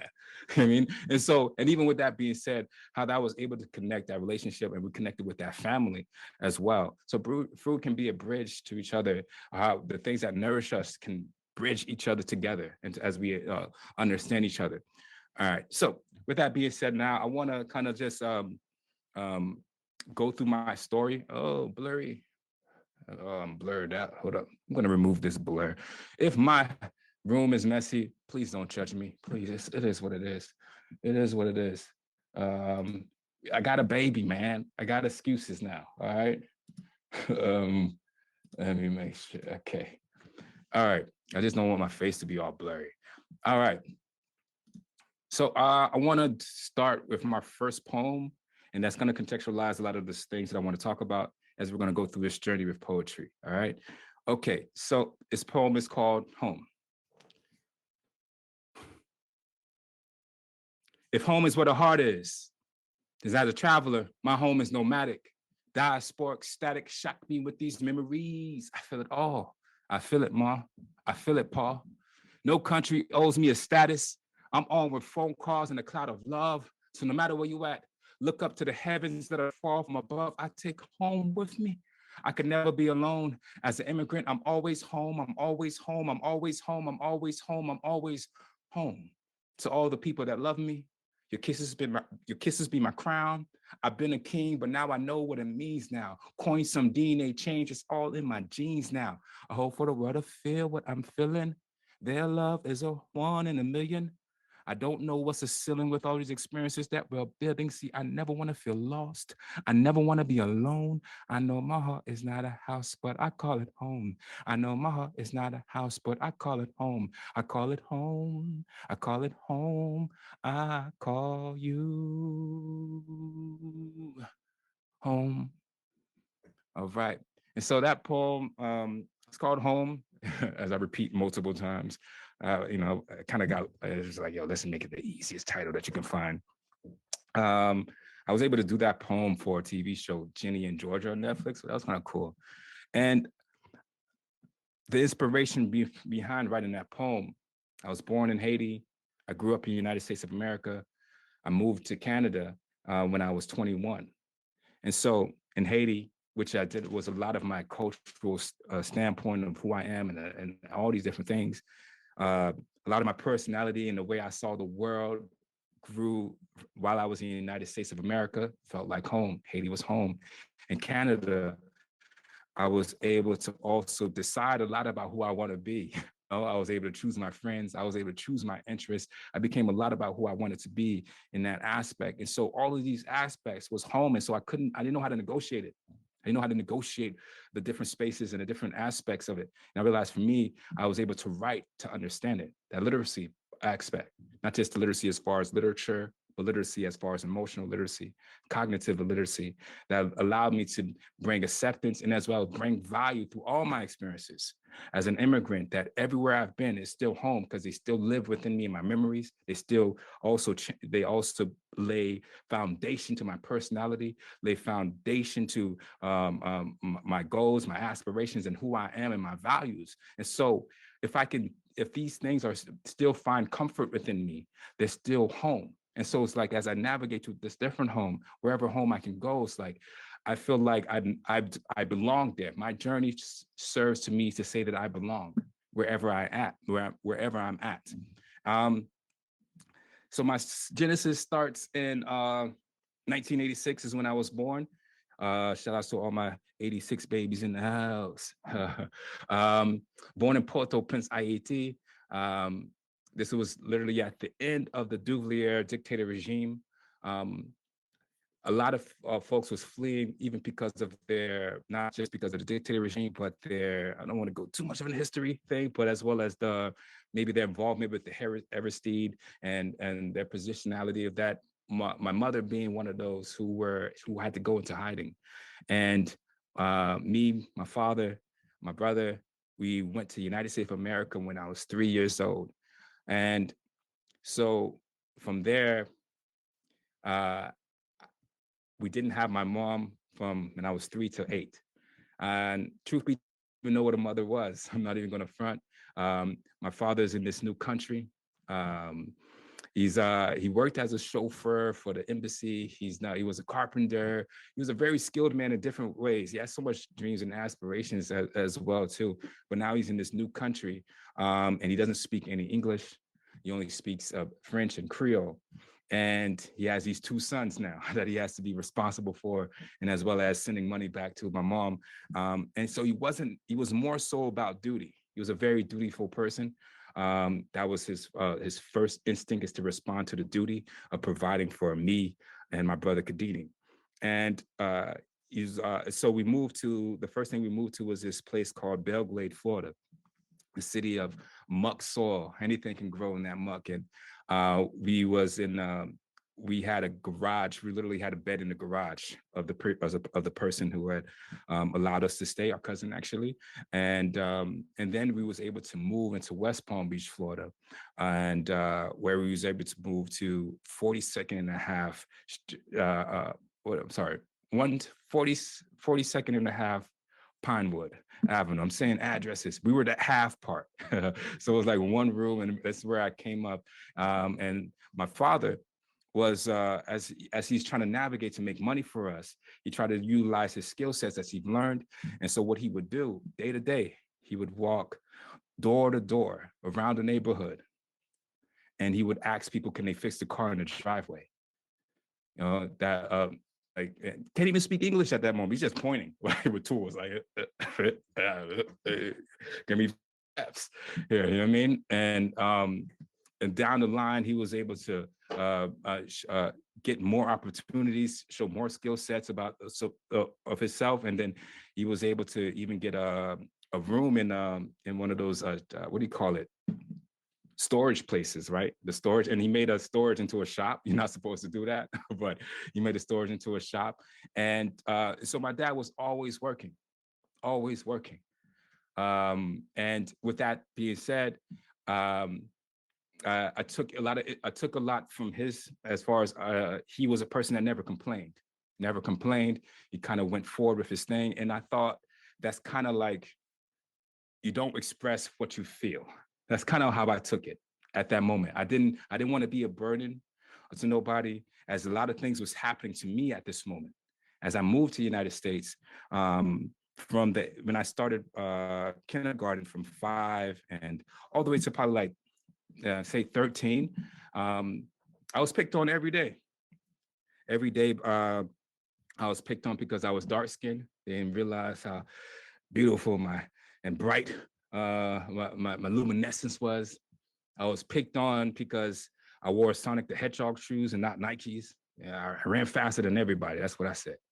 I was picked on because of the neighborhood I lived in. The house is half, the half of the house that I lived. I was picked on because I was Haitian. So a lot of people so a lot of who I am was decided for me, and how people saw me and view me, and I didn't want to complain. I just navigated it, and I had all these feelings that I thought maybe just don't acknowledge it. It's just what it is. It is what it is. And so I didn't realize how important it was to be felt, to be seen, to be acknowledged. And then when I go back to my mother eventually came back when I was 8 years old. The way I found out about a mother was in first grade, kindergarten or first grade. I apologize if I don't get the year properly. And it's Mother's Day. And it's about to do some arts and crafts. Everyone's excited. I'm like, what? Turn up, what? It's like Mother's Day, yeah. I'm like, okay, cool. What's a mother? What's a mom? What is that? What is that, yo? And then my classmates start telling me they do this, they do that, and all this and that. Some stereotypical stuff. But a lot of the things that they said was what I was not getting from my father. You know what I mean? And I was like, yo, I want one of those. I go to my teacher assistant and just fresh from college, just helping out, And I said, Miss, can you be my mom? And she looks at me like, no, you already have a mom. I was like, what? What? Blew my mind. Like, I already thought it was a stork from before, but this time I'm like, yo, like, wait, there's somebody out there that's my mom. I didn't know how things work. And I started crying in class. I bawled because this revelation hurt me so much. And even my dad had to come to school, had to come pick me up. He was embarrassed. And when we go home, he shows me these photos of around our place. And I'm just thinking they're stock photos, like, you already have them. This is your mom. I'm like, man, you ain't tell me. Like, how am I supposed to know?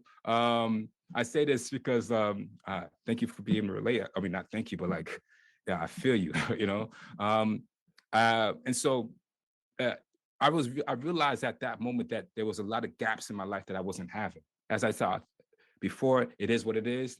I started more realizing how much as a young person, that different aspects of yourself that you have, emotionality that you have. And instead of trying to be cold, I'm like, yo, I got feelings too, I met my mother finally a year later. She comes from Haiti, and she comes through, as I be honest, she was able to come through it under a false identity. I say this because this informs our journey later, and because in order for her to get away, she had to use this false identity. And I bring it back later, but the day I met her, I remember like yesterday, me and my brother were in the back of our red Cadillac that my dad had. This Cadillac, this is Florida, the humidity and the windows cannot roll up, just leather seats. So we was sweating. And so with that being said, I remember just like excited, and we was going to this house, and our mom was gonna come, and I had photos, and I remember like, oh, yo, that's her, just like, and she came to the car, and I remember like it's yesterday, and she says, oh, cadê David? O pas gen senti bon, ça pas bon, ça pas bon. O pas gen senti bon, ça pas bon, ça pas bon. She was singing a song. Because I had a suit. I had my tie and everything. Look, tassel on my tie. And she was like, oh, you don't have a belt. That's not good. But she just playing around with me. And this is the first time someone's ever spoke to me in a tender way, in such a manner. And this is also the first time I realized, oh, she don't even understand English. I can't even speak Creole as well as then. But with that being said, the first time that I felt some emotional literacy, that someone cared about my feelings or cared about to play with me tenderly. And so our relationship kind of developed from then on and whatnot. So I want to do this poem that kind of is an ode to her. Like I say, as a son, I have a lot of gratitude. And this poem goes like this. The first home I ever known was my mama's womb. I wish that I could take away all of my mama's wounds. My mama's still growing because my mama always blooms. My pop's still around. He's my mama's favorite moon. One day, maybe I have a partner. Maybe she'll be a mama too. Dear Shetty, I hope we are as strong as you. You always caught me in my lies. This is always true. Show me a different world instead of feeling blue. Never my best friend, but you was always cruel. My mama beautiful. I hope we are never through. I hate watching you grow old. This feeling is new. If there's a beginning, I guess there's an ending too. I try to slow down time, but it always flew. I guess I got to take it with a grain of salt. What? I should call you up to hear you talk. What? I want to graduate, you can see me walk. What? Your son will finally find his path. If I don't, please don't get mad. The mirror is raised. The ego finally got caught, but we gonna take it one day at a time like you always taught. My mama beautiful, my first silhouette. I could sit down and cry with you, let my cheeks get wet and just think we should share the same breath. Just think we should share the same breath. Just think we should share the same breath when we were one.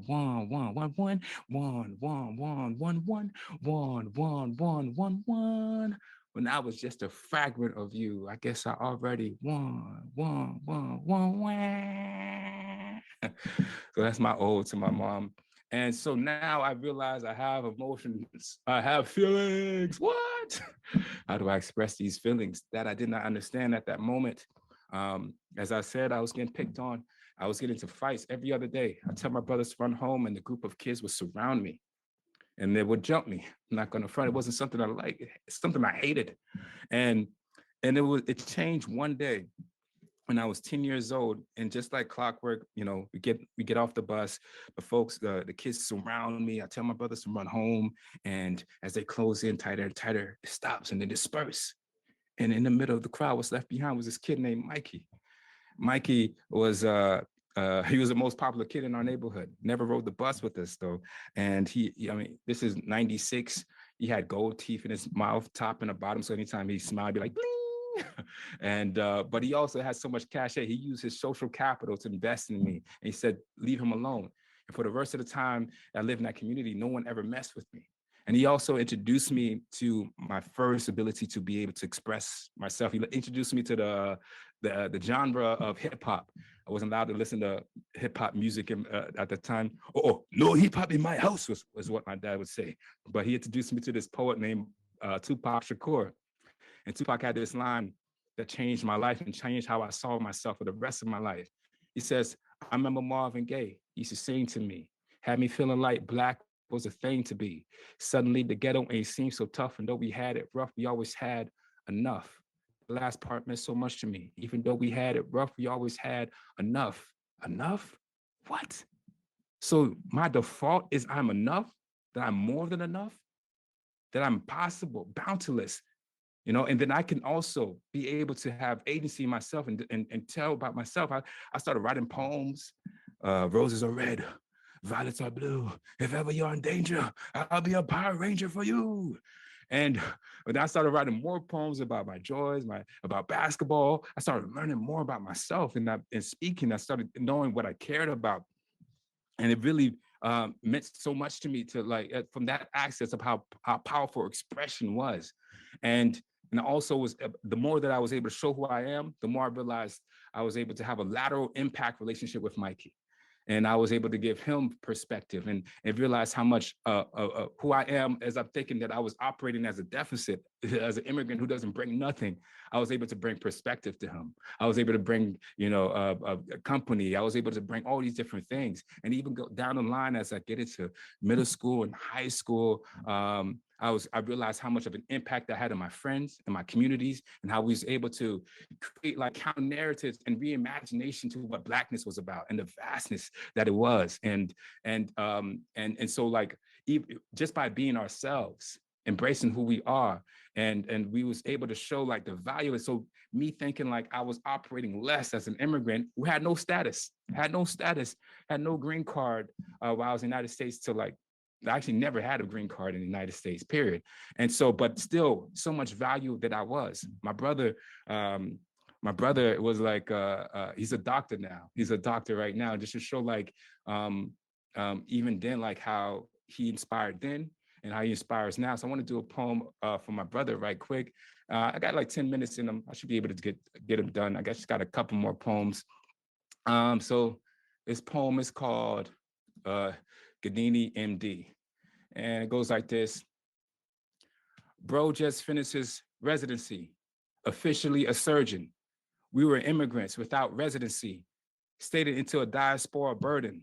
Big head was nerding it out, nerd, with boundless space for vision, certain that we can make it through Port-au-Prince avec Palm Beach and become citizens of hope that reaches beyond the solar system, I know.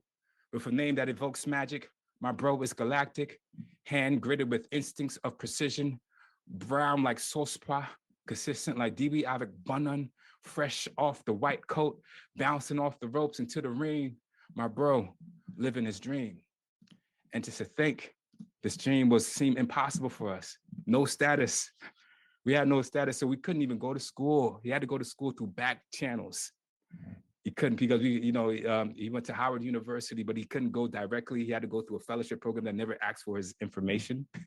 And all these different things, and this is at a time where the world in the United States, where folks was now ICE was coming into people's home and removing them, and we was believing in this Dream Act. We thought we was qualified for the Dream Act because we felt like we were so qualified. My brother's so smart, I'm smart, all these different things, but it didn't work out for us.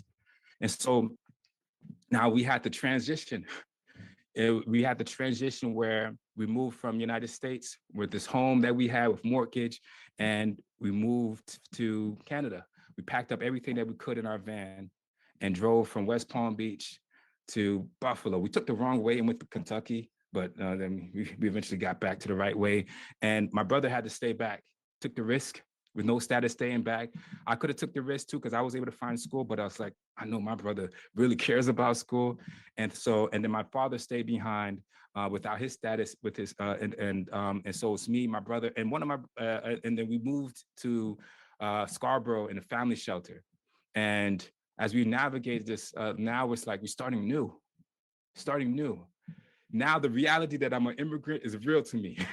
Like, oh, this is new. like, I ain't got no job. I ain't got nowhere to live, really. We stayed in a motel, all of us in a motel room and on 2 bunk beds.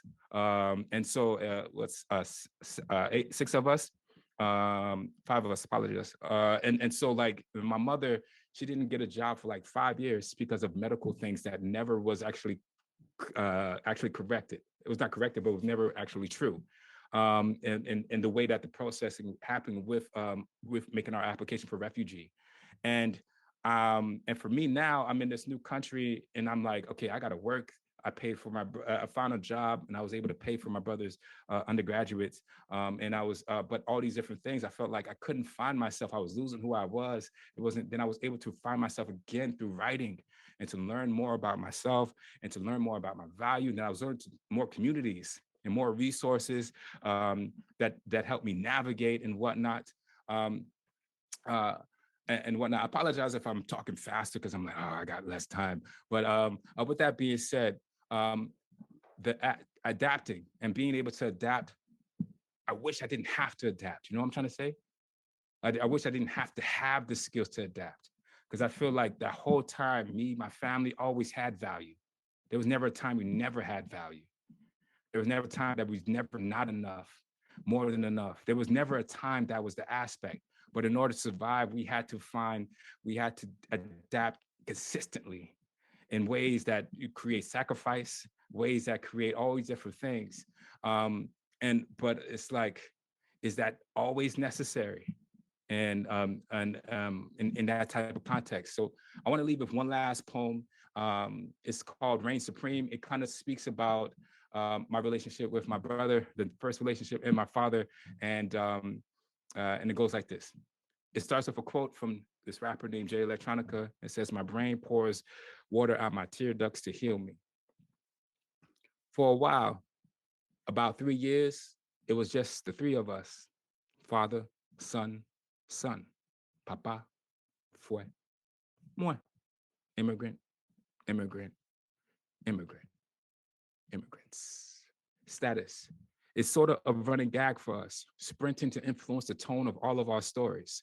Such a complicated rush, running away, pukisa, to seek refuge from home. Away from home separates the pack, complicates the pact. A rush that was never straightforward. What a joke. Status is an existential crisis of where does it all work, if at all. Popham was learning on the fly, too busy to focus on the buzzing migraine of making it happen, learning these two now diaspora sons, learning this new diaspora home, pinched garage in Belgrade, cramped sweet Broadway, half a room, 42nd and Pinewood, learning. His mother tongue helps him understand his thoughts, reveals the context of this life improvisation, Ibali 4, but shell-shocked. To learn that it doesn't translate well on its own, he's learning, adjusting, learning language through South Florida sports, through the Heat, through the Dolphins, through Venus, through Serena, through the commentators and box scores, and onto his sons, accented but even more connected, through cheers, joys, chants, and boos, through fields of victory, agonies of defeat, to try, to hope. My whole world, my whole world, my whole world was my brother, Popham, and sports. 17 years later, Ann Arbor, Michigan. Status is still some sort of running gag for us. Home looks different for all of us, mostly because borders are always involved. Lamu, love. Avec sports still connects us. Big game at the big house. Mizami, oi! Ohio State, UM. I drove from Toronto. Popham flew in from PBI. Bro hosted with the faculty tickets. The rain and monsoons, the whole stadium. The cold slices through the air. We're swimming in wind. We're pinched in together, cramped at a stadium of 100,000. And I shed tears of joy to blend into the storm, watching Popham merged out, cheering about. That's something that gave us the additional voices, supporting the display of effort, the allegories of hope, reminiscing about when it was just the three of us, pinched together, cramped and tight and hoping, still tight, tightened by that very hope, laughing at that full circle. So I thank y'all very much for allowing me to speak. Thank y'all very much. I appreciate the opportunity. With that being said, that is all I have for today. Yes, thank you.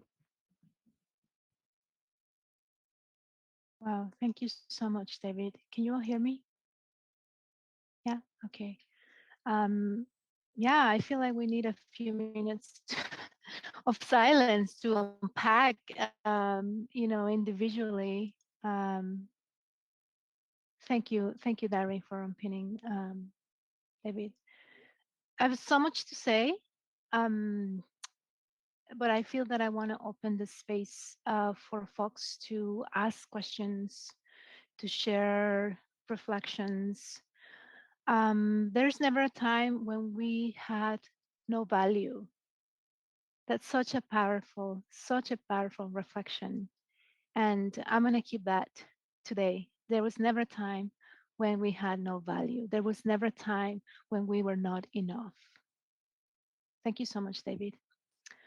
I want to open the floor for questions. If anyone has any question or any reflection, if you want to share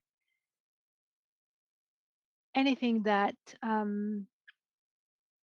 that you're feeling right now. Oftentimes, like I said earlier, when we do anti-racist work, there's a tendency to want to learn things and read and become experts. And we feel that sometimes we take these workshops and then we're put a checklist, right? And we're done. And now we're on the other side. And I always try to remind myself and remind others that the work is never done.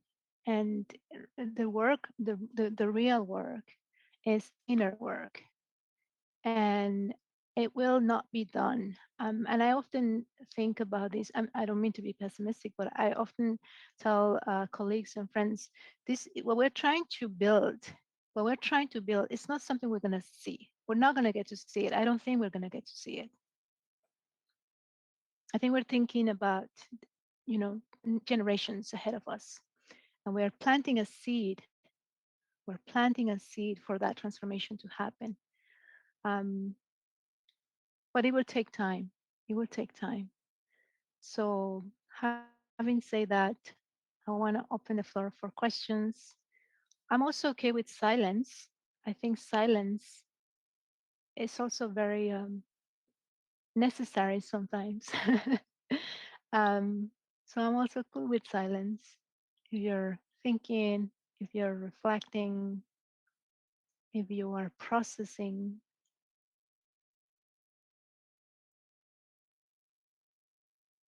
Yes, Marianne, could I share something? Please, Iqbal, go ahead. So when I was listening to David, I thought of Napoleon Bonaparte. He was a general. And at some point, the history tells us that he ordered his army to attack Russia. But there was mountains. So his army came back to him and said to him, well, we can't do that.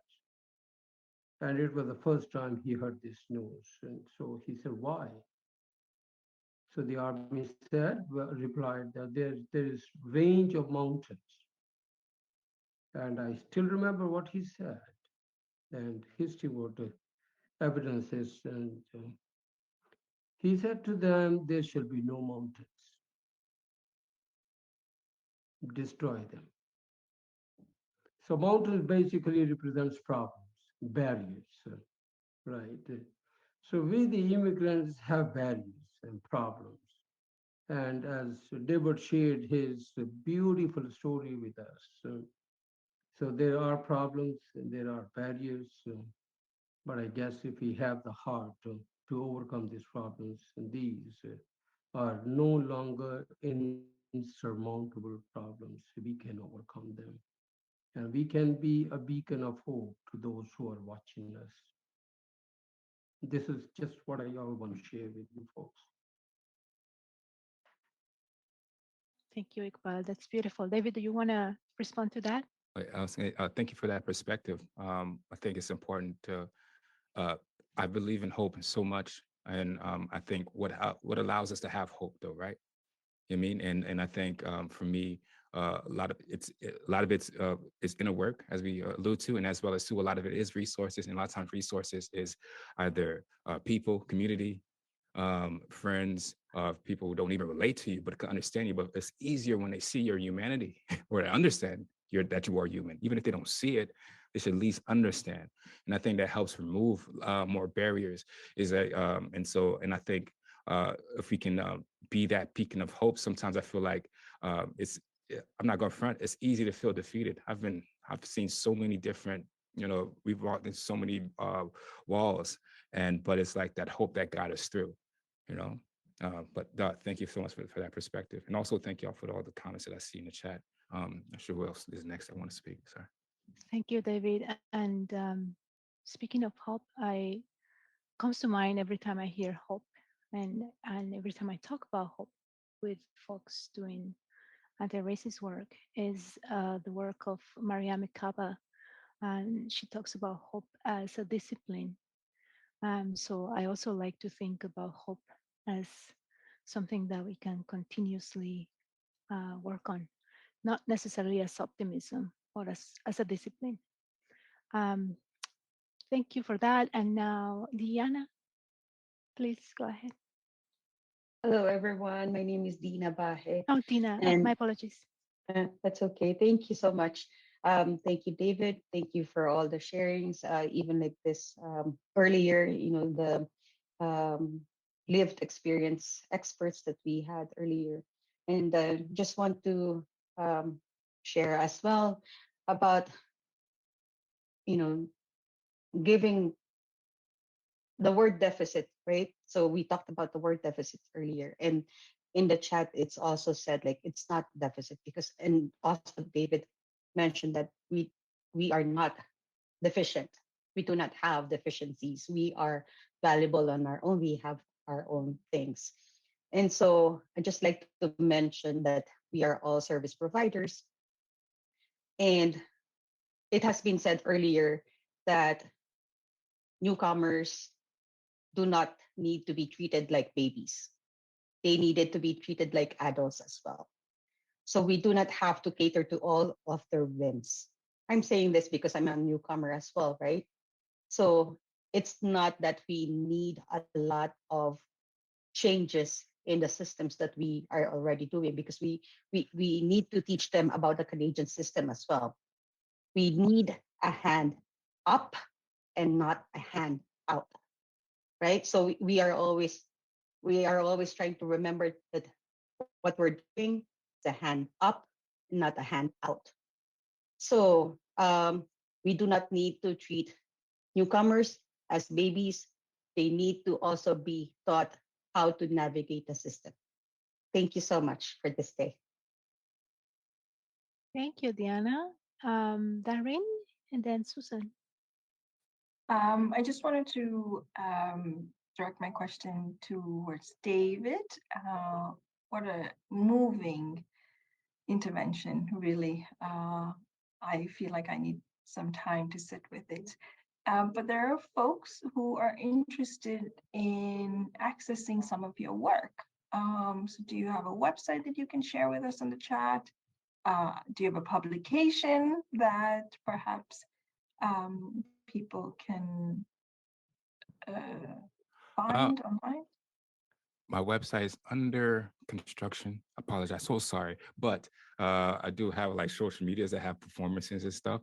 But the website will be up in like literally this week. I'm so sorry. They'll probably have all that reflect. Easy, daviddelisca.com.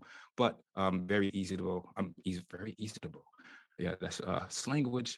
Shout out to. I'm very easy to find online with my name, David Delisca. You can find performances and stuff, and as well as the poems that I share. I can share that as a resource. I do have like my presentation in front of me right now, and I can link those. I don't mind sharing those poems that I shared as well, and the perspectives and the points that I'll share that, and like I'll give it to y'all like in the next couple hours if folks want that to be available for them, as far as if they want to read along to the poems, and as well as read along to the points that I've kind of wanted to highlight. Perfect. Thank you, David. And just to add to that, thanks for reminding me. We will be sharing a resource with all of you at the end of the presentation, sometime today or tomorrow morning. So we will include David's work in that resource as well. Susan. Hi, David. Thank you so much. I mean, words cannot describe the impact that you've had, and you bring home so many points, emotions, and everything. My question to you is, while I'm looking at your recollecting on your poem Home. It's almost like home is where the heart is, and you try to never forget where you came from, who you are, take it with you and find comfort in that. And that is very potent. So my question is, how do we translate that to others for them to understand that even though you have transitioned into somewhere else, you don't have to lose yourself amidst the struggle? How do they navigate through that? Because it happens a lot of times. That's a great question. I'm trying to find a perfect way to answer this, but there's no perfect way. I value my ability to compartmentalize, and the reason that the way I'm able to compartmentalize is I don't dismiss all that I am. I try to put it somewhere. I try to I'm always going to be a Haitian. Like I'm probably never going to live there again, or probably won't get the visit. I hope I do. I'm always going to have that 18 years of experience, undocumented experience in the United States. I'm always going to have that. It's never, I can't change it. I mean, I can change how I perceive it, perspective, and I can't change the trauma I've had in it either. I'm not going to, I can't change that. Because like a lot of these things help me who I am, but it's also like, it finds like, I think it's about like, how do we teach compartmentalization? I don't know if that's a direct way. I feel like, for example, for me, one things I try to navigate, one of my favorite, most pronounced themes that I navigate through is grief. And it is a quote that says, like, ain't nothing wrong with grief as long as you make room for other things. Yeah. You know what I mean? Like, and so with that being, so it's like knowing that all these things have its value, and how can we establish our focus? A lot of things help us with our focus. And I even think about my baby, right? You know what I'm saying? Like, all he cares about is hunger. I have to distract him. So like, yo, don't worry about hunger right now because you're not hungry, fam.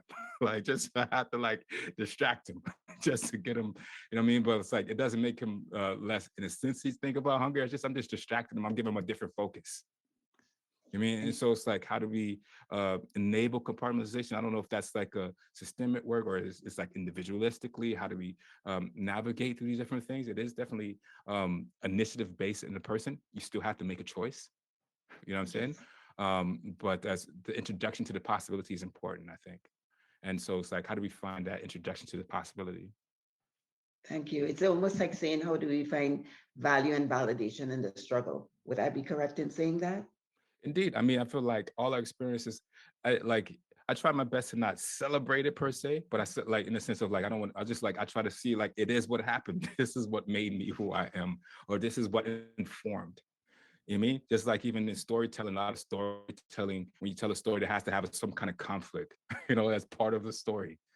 You know what I'm saying? It doesn't make us less. It's literally how we respond to it, though. A lot of life and a lot of clear consciousness in our lives is based on how we responded.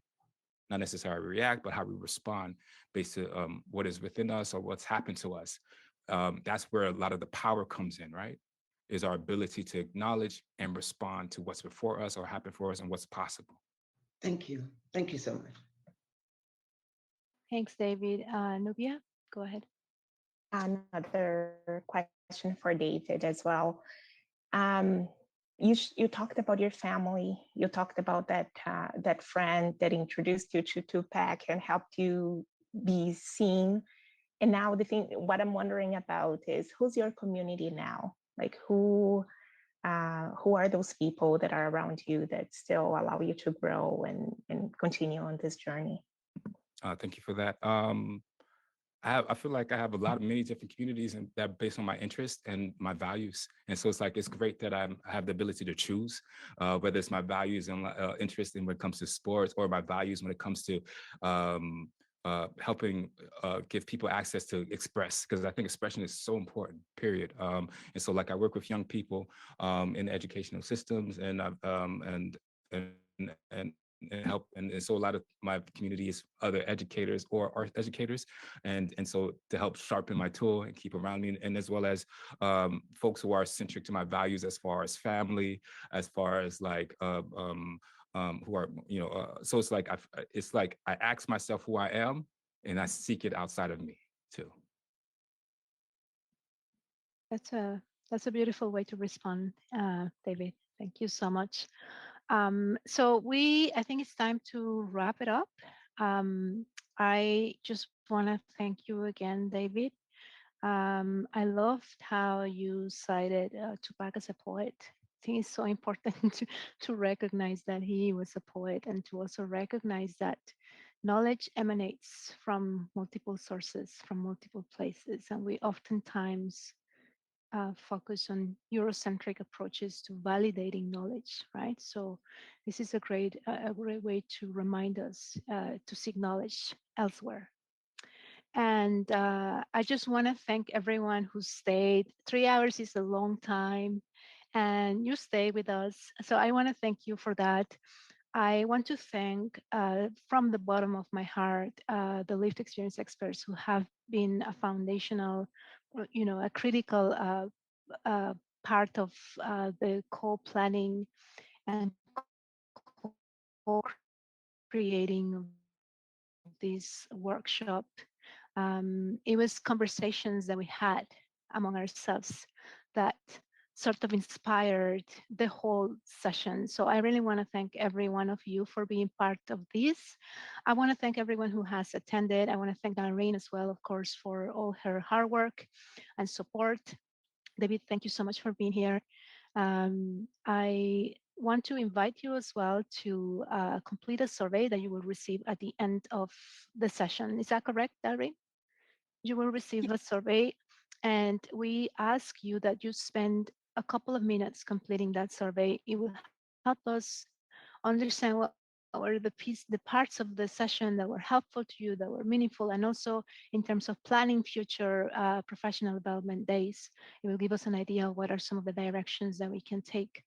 With that, I want to say thank you. Have a beautiful day. Dalreen, is there anything you want to add? No, I think you covered it all. Thanks very much.